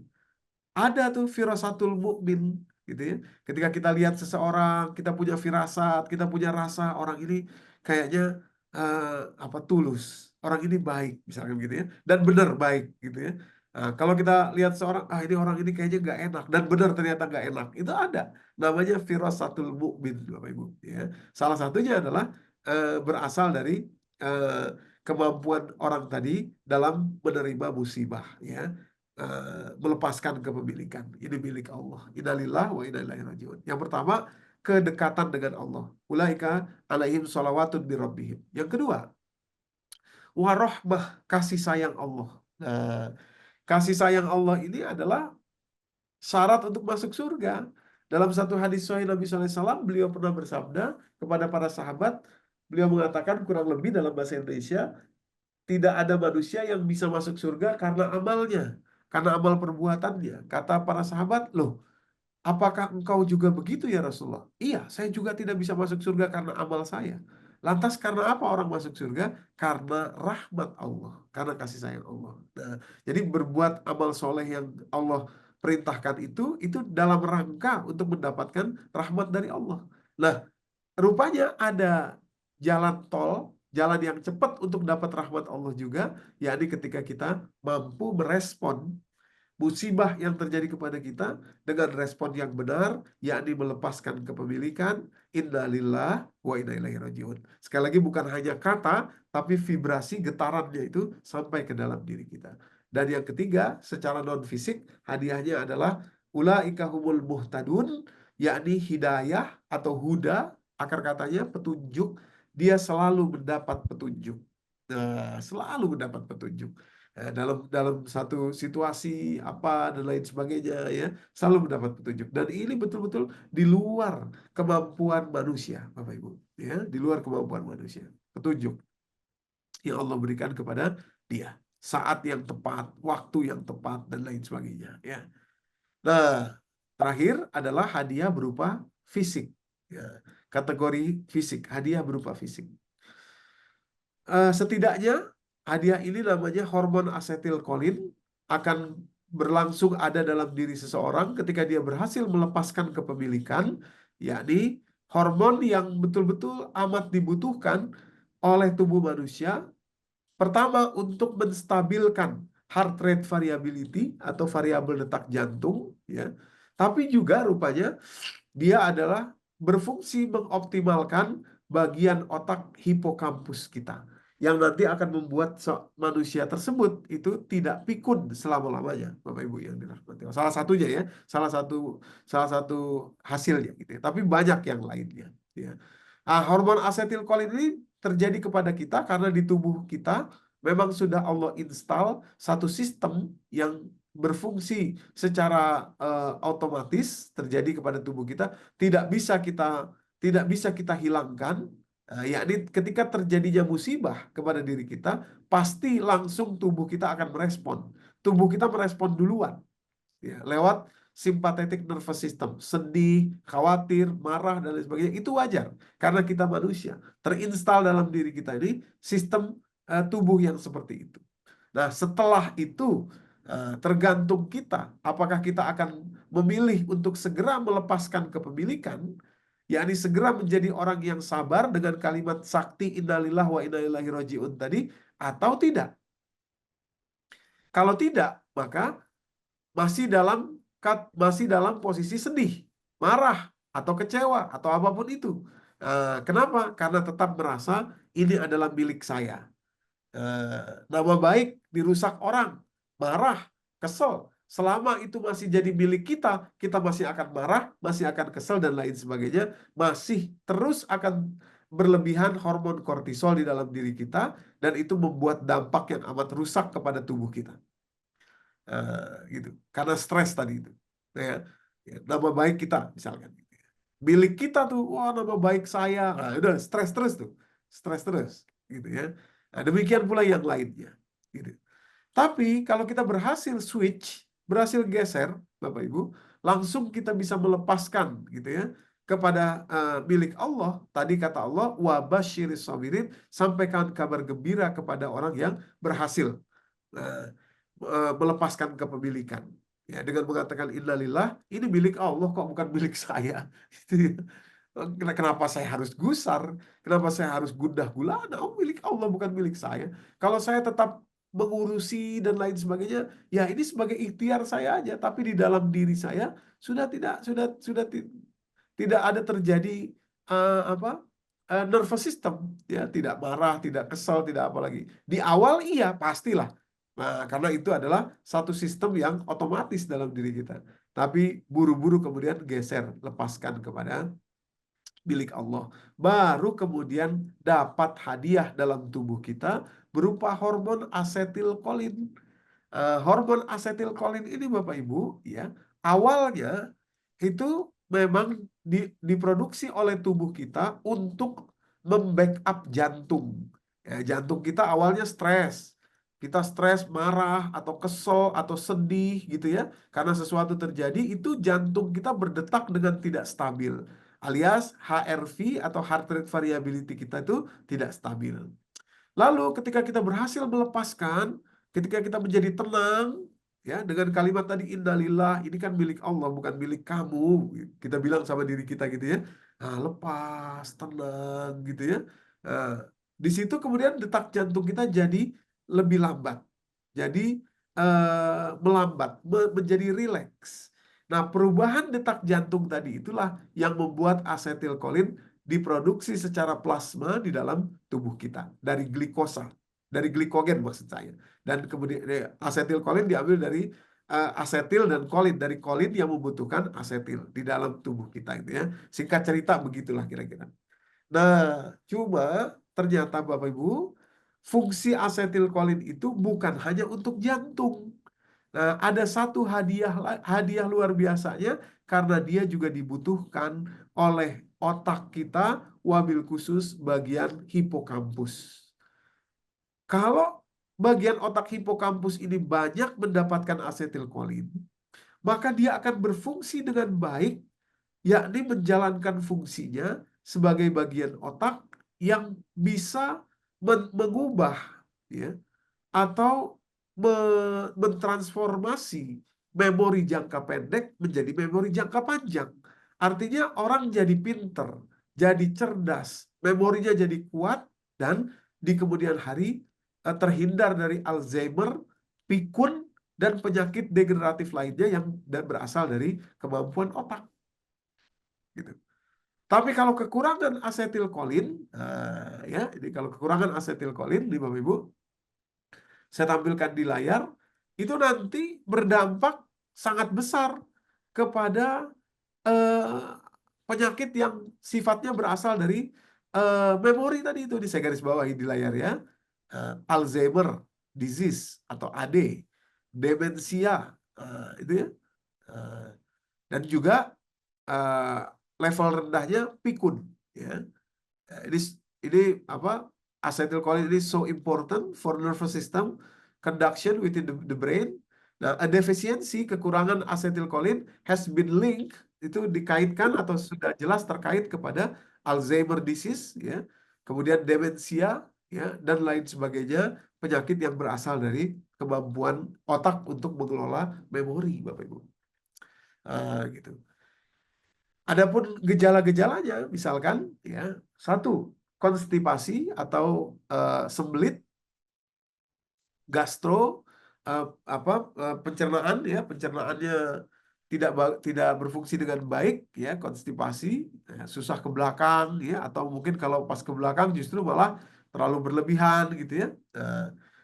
Nanti gejala-gejalanya tuh yang seperti itu kira-kira. Kemudian memory problem, ya, persoalan memori gitu juga, susah nginget apa, ya, kehilangan apa, gampang lupa dan lain sebagainya, itu gejala kekurangan asetilkolin tuh. Nah, maka itu kesempatannya sebetulnya ada terjadi saat kita khawatir, buru-buru kita lepaskan, nanti asetilkolin mengalir dalam tubuh kita, baik itu sedikit maupun banyak, kita pakai sebagai cara untuk memproduksi asetilkolin. Nah, begitu pula difficulty with word recall when speaking, ya, saat bicara kehilangan kata-kata misalkan gitu ya, sulit mengingat kata-kata itu. Nah, itu berarti tanda bahwa tubuh kita ini butuh asetilkolin ya. Sulit belajar gitu juga, sulit banget ingat sesuatu atau apa gitu ya. Terus saliva kita atau liur kita berkurang sehingga mengakibatkan rongga mulut kita jadi kering, ujungnya sariawan karena banyak tergesek oleh makanan dan lain sebagainya. Mudah luka. Ya. Nah, jadi orang kalau sariawan terus, itu artinya dia banyak stres, dan juga artinya dia butuh hormon asetilkolin, butuh segera melepaskan. Ya. Gitu juga dry eyes, ya, matanya kering, ya, gampang iritasi dan lain sebagainya. Banyak lagi yang lainnya, tentu saja kronik inflamasi atau peradangan yang sangat kronis. Ini kronik inflamasi ini bisa berdampak kepada gagal jantung ya, hampir 90% kalau saya tidak salah ingat, sebagaimana yang disampaikan oleh seorang ahli jantung di Bandung ketika itu. Dia mengatakan dari pasien-pasiennya itu 90% itu karena peradangan ya, inflamasi yang terjadi di dalam tubuh gitu ya. Dan emotional instability, ketidakstabilan emosi ya, mood swing istilahnya itu ya, kadang-kadang marah, kadang-kadang happy, seneng, ketawa-ketawa, tapi bisa kemudian drastis menjadi sedih, menjadi khawatir, cemas dan lain sebagainya. Itu juga karena kekurangan asetilkolin, Bapak Ibu ya. Nah, jadi dampaknya luar biasa kepada tubuh manusia, kepada tubuh kita. Begitu juga hypertension atau darah tinggi, itu juga dampak juga salah satu dari asetilkolin defisiensi, kekurangan asetilkolin. Ya, jadi asetilkolin hanya ada ketika kita stres dan berhasil melepaskannya. Kategori stres tadi ada 5 tadi Bapak Ibu ya, sesuai dengan apa yang Allah jelaskan dalam surat Al-Baqarah ayat 155 tadi. Kalau berhasil kita lepaskan, kemudian kita menjadi tenang karena kalimat innalillah wa inna ilaihi rajiun, lepas gitu ya. Nah, saat itulah asetilkolin mengalir di dalam tubuh kita menjadi satu yang terproduksi atau plasma di dalam tubuh kita, dan sangat dibutuhkan bukan hanya oleh jantung ternyata, tapi oleh otak kita Bapak Ibu, yang juga nanti dampaknya rupanya sangat besar kepada diri kita. Nah, terakhir, bagaimana caranya menjaga supaya saat terjadinya musibah kita terbiasa bisa langsung switch. Nah, rupanya rahasianya ada di ayat 152-nya, Bapak Ibu. Ya. Silakan Pak Rodian mungkin Mohon bantuannya kita bacakan terjemah. Baik, Ustaz. Al-Baqarah ayat 152. Maka ingatlah kepadaku, aku pun akan ingat kepadamu. Bersyukurlah kepadaku, dan janganlah kamu ingkar kepadaku. Nah, rupanya inilah kuncinya, Bapak Ibu. Ya, jadi ketika musibah datang kan kita pengen responnya segera muncul gitu ya, secara mudah kita bisa memunculkan respon supaya tadi apa asetilkolin mengalir ke tubuh kita, demikian pula hadiah yang non fisik tadi kita dapat. Nah, supaya itu innate di dalam diri kita atau terinstal di dalam diri kita, gimana caranya? Rupanya latihannya adalah ingat Allah saat senang. Fazkuruni azkurkum. Ingatlah saya saat kamu senang. Nanti saat susah saya akan ingat kamu. Bentuknya ingat kamu tuh gimana? Mudah muncul ingatan kita saat kita musibah. Tapi itu adalah investasi saat kita ingat Allah di kala kita senang. Itu lagi seneng nggak ingat Allah. Nanti begitu susah, begitu kena musibah, sulit kita untuk bisa melepaskan. Itu kuncinya ternyata. Fazkuruni azkurkum. Washkuruli wala takfurun. Ketika senang tadi, buru-buru kita ingat ini milik Allah, bersyukur kepada Allah, jangan ingkar. Baru nanti dilanjutkan kalimatnya terus sampai 155 tadi, ujian, mekanisme ujian Allah berikan kepada kita, lalu berhasil sabar, dapat hadiah. Fazkuruni azkurkum. Ingatlah saya waktu kamu senang, saya akan ingat kamu nanti. Washkuruli wala takfurun, dan bersyukurlah kepada saya, jangan kamu ingkari apa yang saya berikan kepadamu, terutama saat kamu dalam kondisi senang atau baik-baik saja. Bapak Ibu yang dirahmati Allah. Ya, inilah musibah. Kalau tidak kita rubah paradigmanya, terancam jiwa kita ini akan depresi, putus asa, dan lain sebagainya. Rusak jiwa kita, tidak bersih. Ya. Tapi kalau kita punya mekanisme menghadirkan paradigma yang benar tadi, Park Chung-hee saja berhasil mengubah paradigma rakyat Korea Selatan, ya. Dan itu hanya dari sepenggal ayat Al-Quran, ya. Masa kita tidak bisa, padahal hadiahnya sudah jelas-jelasan Allah tampilkan untuk kita amat luar biasa, baik hadiah berupa non-fisik maupun hadiah berupa fisik. Salah satunya adalah hormon asetilkolin, Bapak Ibu yang dirahmati Allah. Wallahu a'lam bishawab. Silahkan saya kembalikan ke Pak Rodian. Billahi taufiq wal hidayah. Wassalamualaikum warahmatullahi wabarakatuh. Waalaikumsalam warahmatullahi wabarakatuh.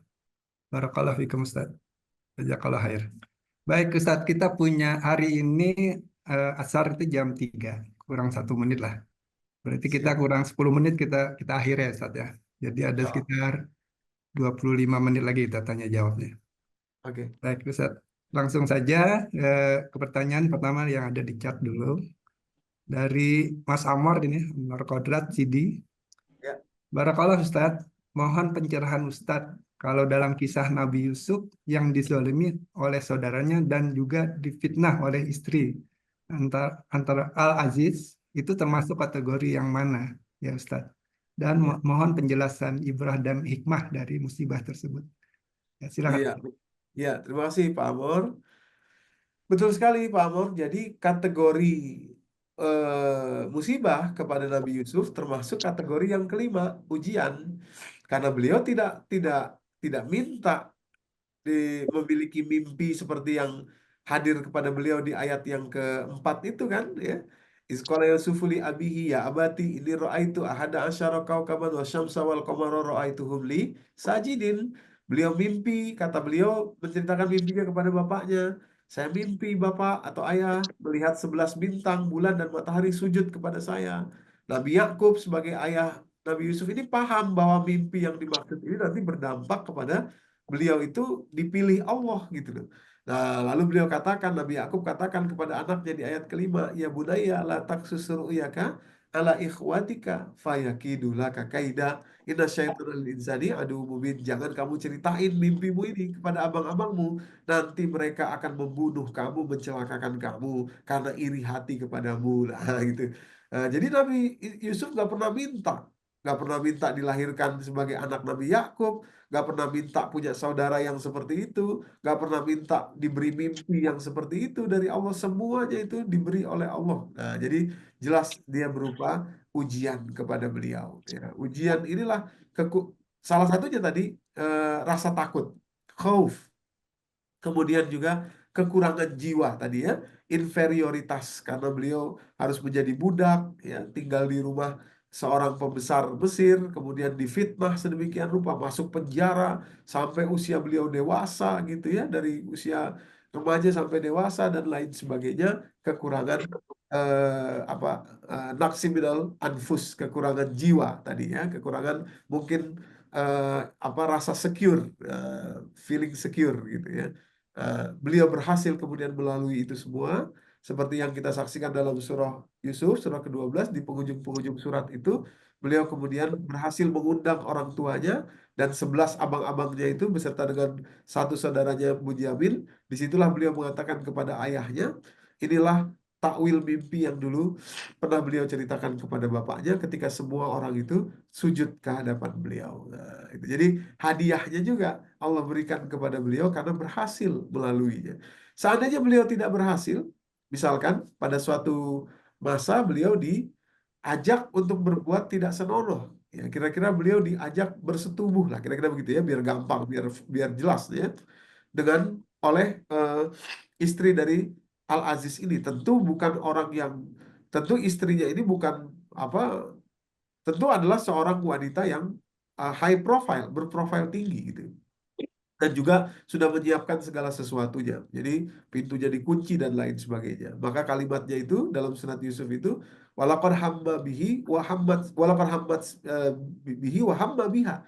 Si istri Al-Aziz ini sudah sangat berkeinginan kepada Yusuf, dan Yusuf pun niscaya juga akan berkeinginan kepada istri Al-Aziz ini, laula arro'a burhana rabbi, seandainya dia tidak melihat tanda. Nah, tanda burhan, tanda dari Tuhannya, tanda dari Allah Subhanahu wa taala, yang dalam tafsir disebutkan ketika itu beliau melihat wajah ayah beliau, yakni Nabi Yakub alaihissalam, dan akhirnya beliau tidak jadi, atau beliau bukan tidak jadi, akhirnya beliau kemudian lari, Bapak Ibu yang dirahmati Allah, eh, apa dari perempuan tersebut ya. Kalimatnya menarik di situ ayat 24 itu ya, surat surat 12 ayat 24, walaqad hammat bihi wa hamma bihi. Atau boleh kita bacakan Pak Rodian terjemahnya untuk mengetahui bahwa Nabi Yusuf berhasil melalui ujian itu dengan baik. Ya, silakan. Baik, Ustaz. Surat 12 Yusuf ayat 24 ya Ustaz ya. Ya, 24. Dan sungguh perempuan itu telah berkehendak kepadanya, Yusuf, dan Yusuf pun berkehendak kepadanya. Sekiranya dia tidak melihat tanda dari Tuhannya, demikianlah kami palingkan darinya keburukan dan kekejian. Sungguh dia, Yusuf, termasuk hamba kami yang terpilih. Nah, itu dia. Jadi kemampuan itu, Bapak Ibu yang dirahmati Allah, hadir kepada Nabi Yusuf karena sejak awal memang ujian-ujian yang Allah berikan sejak kecil kepada beliau itu berarti berhasil beliau atasi dengan baik. Ini milik Allah, gitu, milik Allah, Allah. Gitu.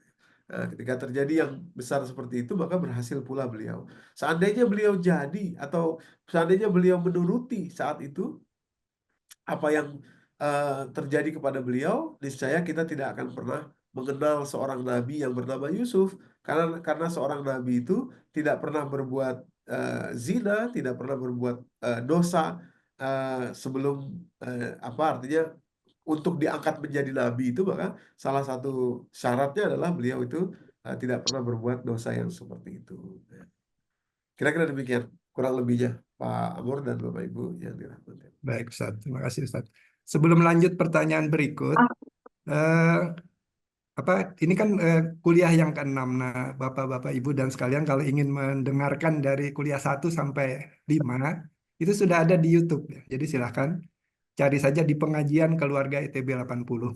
Situ sudah terjadi upload semua. Baik, berikutnya pertanyaan dari Ibu Wati Alimai. Assalamualaikum Ustadz. Pertanyaan saya, kenapa kematian dianggap musibah padahal kita semua akan mati? dan selalu diingatkan untuk mempersiapkannya yang terbaik untuk menghadapi kematian dan pertemuan dengan Sang Khalik. Jazakallah khair Ustaz. Barakallah. Iya, iya. Jadi karena memang Allah sendiri yang menyebutkan itu sebagai kategori sesuatu yang musibah terjadi kepada kita. Boleh jadi adalah kehilangannya apa eh, satu hubungan antar manusia misalkan gitu ya. Kita meninggalkan misalkan kalau kita wafat kita meninggalkan anak gitu ya dan lain sebagainya. Tentu saja karena Allah menyebutkan itu maka kita kemudian juga masukkan kategori sebagai musibah tadi ya dalam surat Al-Maidah tadi itu Bapak Ibu. Jadi musibatul maut kata Allah musibah berupa apa kematian ya. Jadi Allah sendiri yang menamakan itu sebagai musibah. Sekali lagi pertanyaan yang Ibu sampaikan ini masih terdeteksi paradigma bahwa musibah itu sesuatu yang tidak enak saja gitu kan ya. Padahal sebetulnya musibah itu juga bisa berarti sesuatu musibah itu juga netral. Tadi makanya saya tampilkan tadi 5 kategori. Surat Al-Maidah ayat 106 menyebutkan bahwa musibatul maut, maut itu disebut oleh Allah sebagai musibah. Nah, demikian kira-kira. Baik Ustaz. Terima kasih Ustaz. Ya. Pertanyaan berikutnya dari Pak Waluyo, ini sudah terjawab tadi dengan penjelasan Ustadz ya. Jadi, berikutnya Pak Bahrawan, sebelum ke yang raise hand. Ini dari Pak Bahrawan. Assalamualaikum Ustadz, izin bertanya. Bagaimana rasa kekhawatiran ini jika dikaitkan dengan rasa memiliki dalam perspektif kepemimpinan atau ownership leadership? Silakan. Iya. Baik, terima kasih Pak Bahrawan. Kalau saya tidak salah memahami pertanyaan Pak Bahrawan ya, misalkan kita memiliki tugas gitu misalkan gitu ya. Terus kita adalah leading atau leader di situ. Nah, ini yang saya katakan di awal. Jadi ternyata memimpin dengan cara melepaskan kepemilikan, walaupun tidak berarti bukan berarti tidak berbuat gitu ya.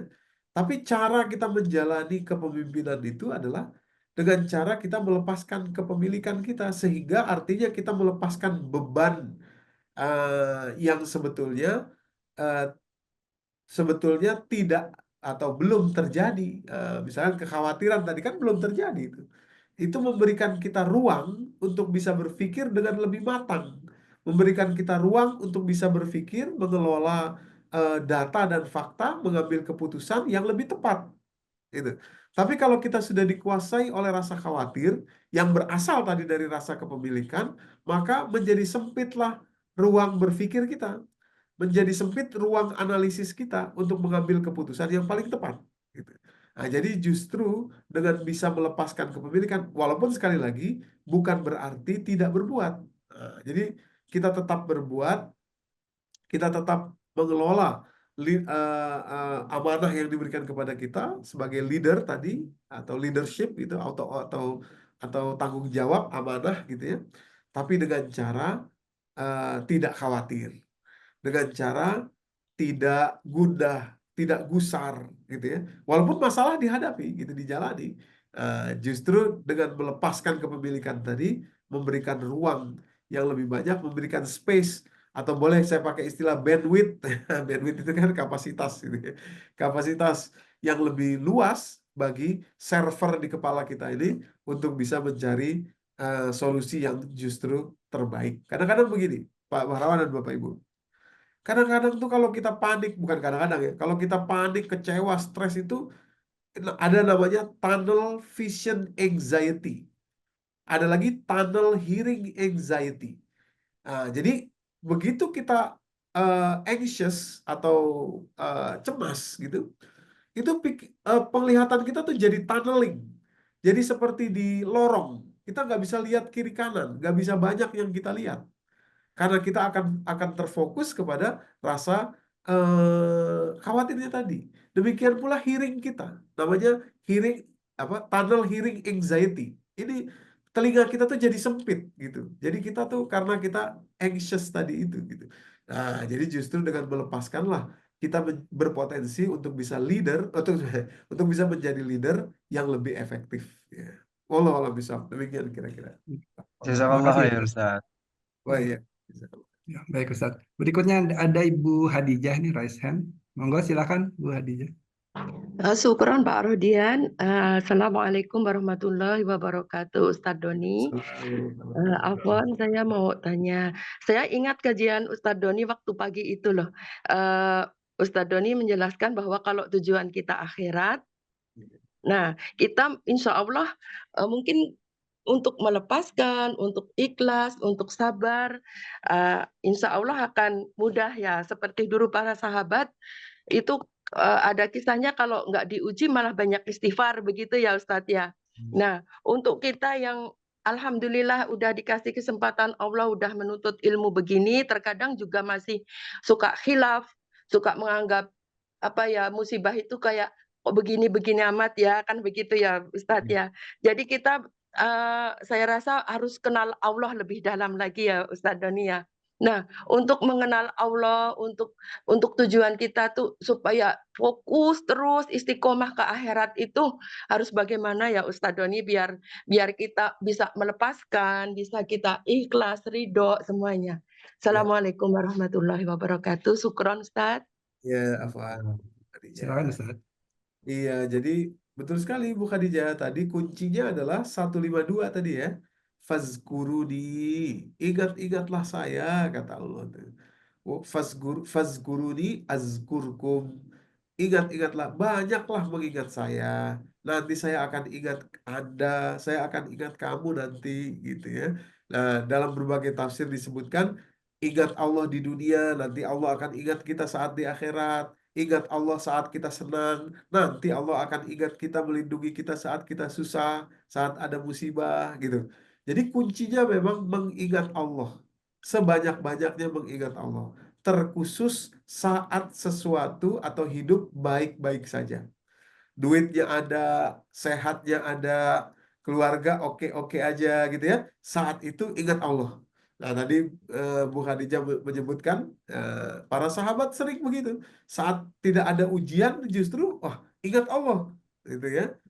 Bahkan sampai taraf yang mereka itu khawatir jangan-jangan nanti saya lupa sama Allah nih karena semuanya lagi baik-baik saja gitu ya. Nah, itu implementasi dari kalimat fazkuruni azkurkum. Rupanya itulah kuncinya Bapak Ibu. Nah, jadi kalau sekarang ini umpamanya ya maaf ini ya, umpamanya semua lagi baik-baik saja kepada hidup kita. Misalkan ya, lagi tenang, lagi tidak ada persoalan. Buru-buru kita ingat Allah supaya jadi investasi buat saat di waktu kita nanti musibah, kita akan mudah untuk merespon dengan sesuai yang Allah tunjukkan. Yang kedua, washkuruli wala takfurun. Banyaklah bersyukur kepada saya. Juga artinya ingat Allah. Saat kita diberi, saat kita apa, itu Kak, beri momen sebentar. Misalkan ibu dapat apa, makan siang misalkan gitu ya. Sebelum baca doa, Allah barik lana fima razaqtana. Kadang-kadang kita baca doanya cuma gitu aja, cuma buru-buru Allah barik lana fima razaqtana kita langsung lahap gitu ya. Nah, coba deh kasih waktu sebentar, misalkan rasakan rasanya, alhamdulillah, masya Allah, ketoprak misalkan gitu ya. Enak ini ini apa, saya menikmati, alhamdulillah. Itu sedikit begitu tuh di dalam benak kita ya, itu akan menjadi investasi besar saat kita nanti kesulitan. Jadi kasih waktulah sebentar untuk diri kita saat kita menikmati makan siang atau makan malam atau minum atau apa gitu ya. Nah, kasih waktu untuk kita merasakan. Baru kemudian kita doa, dengan rasa itu kita doa, itu baru mantap gitu. Jadi ini pekerjaan hati atau pekerjaan rasa. Kuncinya 152 surat Al-Baqarah, fazkuruni azkurkum washkuruli wala takfurun. Gitu. Kira-kira begitu Bu Khadijah dan Bapak Ibu. Syukron Ustadz. Assalamualaikum warahmatullahi wabarakatuh. Waalaikumsalam. Terima kasih Ustaz. Baik, sementara tidak ada pertanyaan. Mungkin Mas Catur biasanya ada yang mau disampaikan atau mau bertanya, silahkan. Assalamualaikum Ustadz. Assalamualaikum Waalaikumsalam. Ustadz Rodian. Waalaikumsalam. Ya ini kebetulan ada tadi nyimak, mohon maaf agak telat. Ya. Ustadz ini sehubungan dengan musibah tadi 1, 2, 3, 4, 5. Kemudian yang nomor 5 itu adalah Ujian. disebut bala atau ujian karena tidak ada salah apa-apa. Nah, Ya. manusia itu tidak ada yang sempurna, tidak ada yang Ya. nggak salah, pasti salah. Apakah boleh disebutkan bahwa ujian nomor 5 itu hanya untuk orang-orang terpilih lah? Rasul dan sahabat Rasul dan sebagainya. Itu yang satu. Yang kedua, sehubungan dengan melepas tadi yang ujian dan sebagainya, melepas rasa takut, khawatir dan sebagainya itu, kalau pengalaman saya itu untuk berdamai dengan diri kita sendiri. Misalnya sesuatu yang akan merugikan kita dan sebagainya itu lebih mudah. Tapi bagaimana melepaskan kekhawatiran yang ada efek ke orang lain atau orang sekitar kita. Katakanlah gini, saya dapat proyek, kemudian rencana dapat proyek tidak jadi, efeknya banyak orang.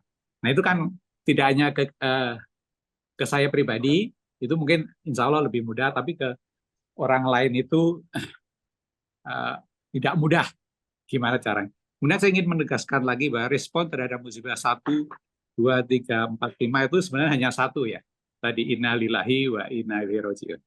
Sementara itu Ustaz, terima kasih. Assalamualaikum. Waalaikumsalam warahmatullahi wabarakatuh.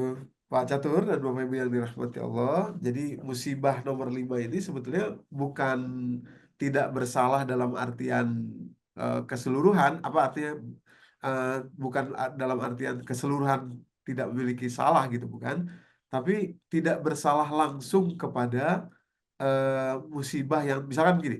Umpamanya kita kena, misalkan ya, maaf ini saya ambil contoh yang mudah saja. Misalkan ada orang uangnya habis ditipu orang gitu. Lalu dia ingat, oh iya saya dulu pernah makan uang haram gitu. Nah, itu kategori nomor 2 tuh ujiannya karena spesifik gitu kan ya. Atau apalah yang lain misalkan gitu. Tapi kalau yang nomor 5 ini tidak sespesifik itu, tentu saja kita masih namanya manusia, para sahabat pun pasti ada dosanya juga gitu.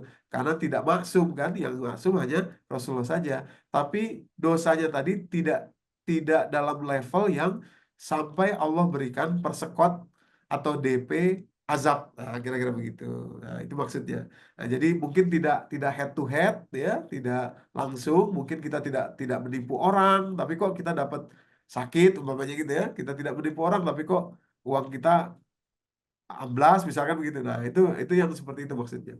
Tapi kalau dosa tentu saja kita semua pasti berdosa. Sahabat pun demikian. Nah, pertanyaan kedua tadi tentu Pak Catur, kepada kekhawatiran ini seperti Bapak tadi sampaikan, mungkin ada orang lain di situ tadi, ownership kita. Itu yang mesti kita lepaskan. Ini seirisan dengan pertanyaan Pak Bahrawan tadi. Karena kita merasa memiliki, aduh karyawan saya nanti kalau dia tidak makan gimana ini kalau itu bagus sebetulnya. Tapi karena rasa gundah itu kemudian menghantui kita, sehingga cara berpikir kita untuk mengeluarkan satu exit strategi jadi terbatas oleh rasa berpikir, oleh anxiety yang berat tadi itu. Justru dengan melepaskan kepemilikan, anxiety kita jadi reda. Ya, ini toh karyawan-karyawan misalkan ya, kalau karyawan gitulah. Misalkan adalah titipan Allah kepada saya. Gitu. Bukan milik saya. Akhirnya agak mereda, terlepas gitu ke apa namanya? Anxiety-nya. Nah, di situ justru kita bisa melahirkan satu exit strategi dalam situasi tertentu yang seperti disampaikan tadi, Pak. Ya, misalkan project tidak jadi. Tapi mungkin ada exit strategi lain yang bisa dilakukan, percepatan atau apa untuk meraih satu peluang lagi yang lain, membutuhkan daya pikir yang lebih leluasa. Nah, justru dengan cara melepaskan beban anxiety-nya lah, baru kemudian kapasitas berpikir seorang leader itu bisa lebih cermat ya. Istilahnya kalau dunia psikologi modern menyebut itu sebagai flow ya. Flow itu satu kemampuan instinktif ya yang dimiliki itu para CEO besar itu, yang itu ternyata di luar kapasitas berpikir yang sifatnya letterlock atau apa teori gitu. Jadi kadang-kadang disitulah justru way out-nya, exit strategi yang tidak yang belum dirancang sebelumnya gitu, kira-kira begitu. Jadi saya pikir justru dengan membaliknya Pak Catur dan Bapak Ibu yang dirahmati Allah, dengan melepaskan anxiety-nya tadi itu justru memberikan kita kapasitas untuk bisa menanggulangi persoalan itu demi anak-anak atau demi orang lain yang kemungkinan berada di dalam amanah kita ya, atau tugas-tugas yang Allah berikan kepada kita ya. Kira-kira begitu Pak. Allahu a'lam bishawab. Satu lagi Ustadz, tadi respon terhadap kelima musibah itu hanya satu itu Iya, tadi. persis Pak, betul. Jadi respon terhadap kelima-lima musibah itu satu kata yang sakti ini. Bahkan saya kata-katakan, saya namakan sakti di kalimat ini. Cuma memang kita butuh untuk betul-betul merasakan. Misalkan tadi ya, maaf, yang 5 kategori yang dimaksud itu, yang saya maksud bukan yang musibah, bukan bala, musibah. Oh, bukan. Kalau yang musibah beda-beda, Pak. Kalau yang Oke. musibah, ya, kalau yang musibah nomor 1 sampai 3 itu kuncinya adalah mengintrospeksi diri dan istighfar, kemudian memperbaiki. Karena ada kesalahan kita di situ. Tapi kategori musibah nomor 5, khusus nomor 5 itu adalah dengan innalillah wa inna ilaihi rajiun. Maksudnya innalillah wa inna ilaihi rajiun kepada diri kita. Termasuk juga nomor 4 yakni kematian, tapi untuk pelajaran kita. Tapi kalau nomor 1 sampai 3 istighfar, mohon ampun, dan introspeksi diri atau evaluasi diri. Demikian, Pak. Oke. Baik. Terima kasih Ustadz. Terima kasih Pak Catur. Barakah insya Allah. Baik Ustadz, terakhir satu lagi nih Ustadz, terakhir ini sebelum Ya, kita silakan. tutup. Dari Ibu Nelly Jogja. Assalamualaikum Ustadz. Implementasi dari ingat Allah, apakah betul-betul hanya mengingat atau ada perilaku yang harus dilakukan Ustadz? Oh iya, Bu Deli ya di Jogja. Jadi ini tuh pertanyaan ini sebetulnya tidak bisa dipisahkan antara perilaku dan rasa. Karena begini, kalau kita berperilaku saja tanpa rasa mengingat Allah, gitu ya, itu seperti apa ya? Seperti buah, tapi kita nggak punya pohonnya, nah, gitu. Kita punya buahnya, tapi nggak ada pohonnya. Yang bagus itu adalah pohonnya kita punya dan dia berbuah, gitu. Nah, pohonnya itulah rasa. Maksud saya, ketika kita punya rasa di ayat 152 surat Al-Baqarah tadi, mengingat Allah, kemudian bersyukur dari rasa ya, dari dalam rasa, otomatis kita akan bertindak, berperilaku. Gitu. Orang beribadah, itu kan karena syukur. Nabi Muhammad SAW ketika beliau sholat sampai bengkak kakinya itu, ditanya oleh Bunda Aisyah, untuk apa sengoyo itu beribadah? Jawaban beliau, am akunu abdan syakura, apakah saya sudah jadi hamba yang bersyukur? Gitu. Jadi tidak bisa terpisah antara rasa dan implementasinya. Jadi biarkan kita memulai implementasi nanti dari rasanya dulu. Jadi hadirkan rasa itu sehingga dengan rasa itu kita didorong atau kita akan dengan sendirinya melakukan perbuatan. Ya, implementasi tadi yang disebut tadi itu. Baik kepada orang. Kenapa? Ya karena kita bersyukur, ingat Allah. Tidak mau lagi meninggalkan, tidak mau lagi sholat di akhir-akhir waktu gitu ya. Itu dari mana? Dari rasa syukur, dari rasa ingat Allah. Tidak mau lagi terlalu kepada orang misalkan gitu ya, terlalu menuntut atau gimana gitu. Dari mana? Dari rasa syukur tadi itu. Jadi biarkan dimulai dari rasa. Kira-kira demikian. Baik, terima kasih Ustadz. Ini ada satu lagi yang mau bertanya, tidak bisa ditolak Ustadz. Saya Iya. boleh juga bertanya. Saya juga mau bertanya, Ustadz, boleh nambah satu. Saya juga boleh nanya juga. Iya, Ini ya. Ini susah ditolak kali ibu-ibu ini Ustadz. Oh, iya. Itu boleh nggak? Ya ini dulu, Ya. nanti saya Ustadz. Ya, Bu Ani dulu. Bu Ani. Assalamualaikum Pak Dulu. Ustadz. Tadi kan Pak Ustadz katakan bahwa ada musibah, misalnya kita ditipu orang gitu, jumlah uang sampai hilang misalnya gitu ya, banyak. Dan kemudian itu kata Pak Ustadz kan tadi ada kaitannya, mungkin kita dulu pernah memakan duit uang haram atau apa, apakah memang harus selalu seperti itu atau bagaimana, dan itu bagaimana menyikapinya Pak Ustadz itu? Iya. Ya, jadi kalau saya nggak salah menyimpulkan, begini Bu Anum ya. Jadi ketika itu terjadi, kan dia kan terjadi nih. Kita misalkan kehilangan, ya katakanlah ditipu ya, ditipu orang. Langsung kita introspeksi, kan ada 5 kategori tadi musibah tuh. Nah, kita introspeksi dulu yang nomor 2 tuh. Saya pernah nggak ya melakukan atau tanpa sengaja atau apapun itulah makan uang orang misalkan gitu ya. Kalau ada, berarti kategori nomor 2 dia musibah ini. Lalu kita buru-buru responnya istighfar, mohon ampun kepada Allah dan bertobat. Nah, tapi kalau kita introspeksi, mikir, kayaknya nggak ada deh gitu ya, kayaknya nggak pernah deh. Oh, berarti ini kategori yang nomor 5, ujian. Nah, responnya gimana? Melepaskan kepemilikan di dalam diri kita, bahwa ini juga milik Allah dan seterusnya. Begitu kita tenang, mau kita urus, boleh, silahkan, nggak ada masalah. Nah, karena itu memang misalkan kita berada di jalur yang benar. Tapi apa? Jiwa kita sudah tenang. Tidak lagi anxiety, tidak lagi anxious, tidak lagi gundah, gusar, marah, atau apa, sedih, dan lain sebagainya. Kalau Tapi boleh nggak sih, boleh, tentu saja boleh nggak boleh. kita marah sama orang yang menipunya itu, misalnya marah sampai kita memaki-maki atau gimana gitu, Pak Ustadz? Supaya Di- yang namanya melepaskan gitu kan, melepaskan perasaan eh, gitu. disitulah kita kehilangan kesempatan untuk dapat hadiah dari Allah tadi, Bu.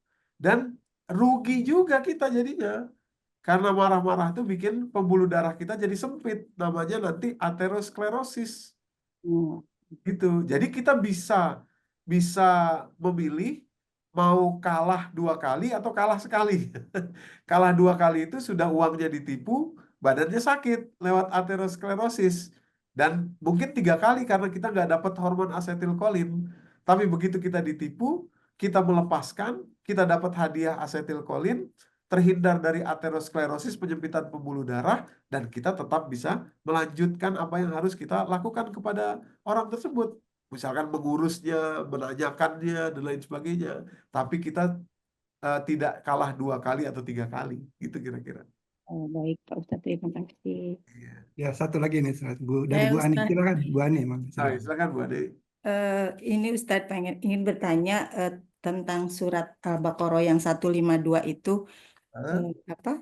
Yang bunyinya ingatlah kepadaku gitu ya Ustadz ya. Itu kalau hubungannya dengan kita suka membaca Allahumma a'inni ala zikrika wa syukrika wa husni ibadati itu udah mengingat, atau kok di situ artinya ya Allah tolonglah aku agar dapat selalu mengingatmu. Maksudnya hubungannya dengan Al-Baqarah tadi gimana ya Ustadz, doa itu. Kemudian satu lagi pertanyaan, tadi kan asetilkolin itu bisa membuat kalau kalau apa kalau sedikit gitu ya produksinya bisa membuat memori problem ya Ustadz. Terus kalau hubungannya dengan PA30 nih Ustadz, susah banget menghafalnya. Itu karena asetilkolinnya kurang atau gimana? Nah, untuk meningkatkan asetilkolin itu gimana Ustadz? Itu aja mungkin pertanyaan saya. Terima kasih.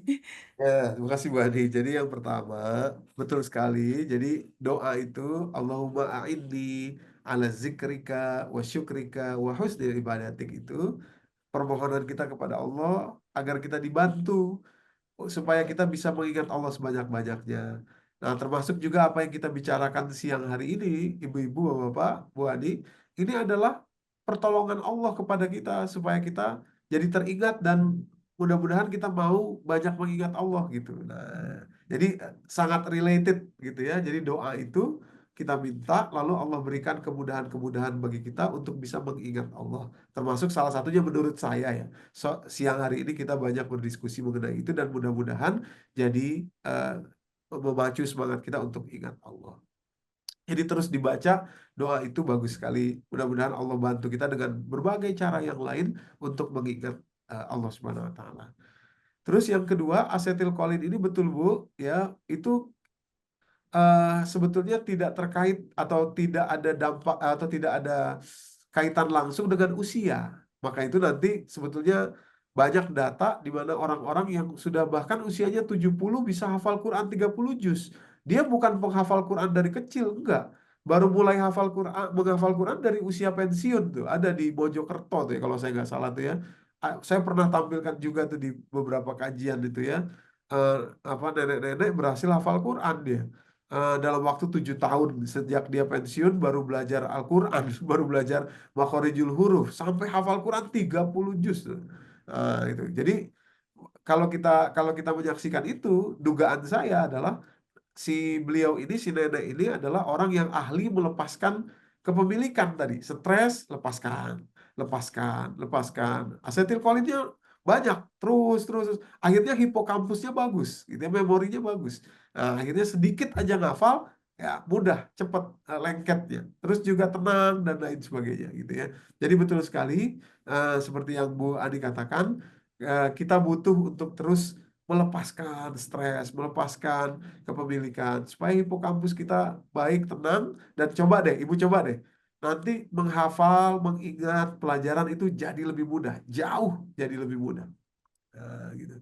Kira-kira begitu, Bu Adi dan Bapak Ibu. Ya. Terima kasih Ya Ustaz. Allah, terima Baik, kasih Ustaz. Ustadz. Jazakallah khair. Ya, Iya. Semangat lagi buat PA30 teman-teman. Ya. baik, ya. Baik Ustaz, ini kita akhiri karena waktu juga. Tolong di ini Ustaz, doa ini teman-teman ada beberapa yang sakit juga Ustaz. Tolong Ya. doakan bersama, kemudian sekalian ditutup Ustaz. Sebelum kita foto bersama nanti Ustaz.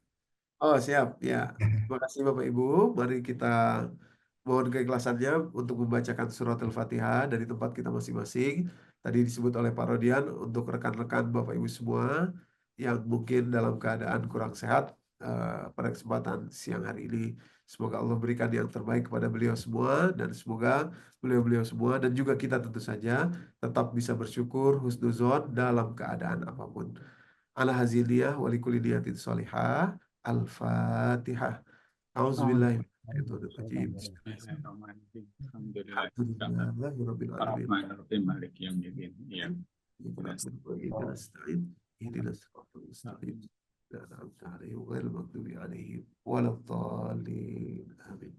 Kita tutup dengan sama-sama membaca doa kafaratul majlis. Bismillahirrahmanirrahim. Subhanaka Allahumma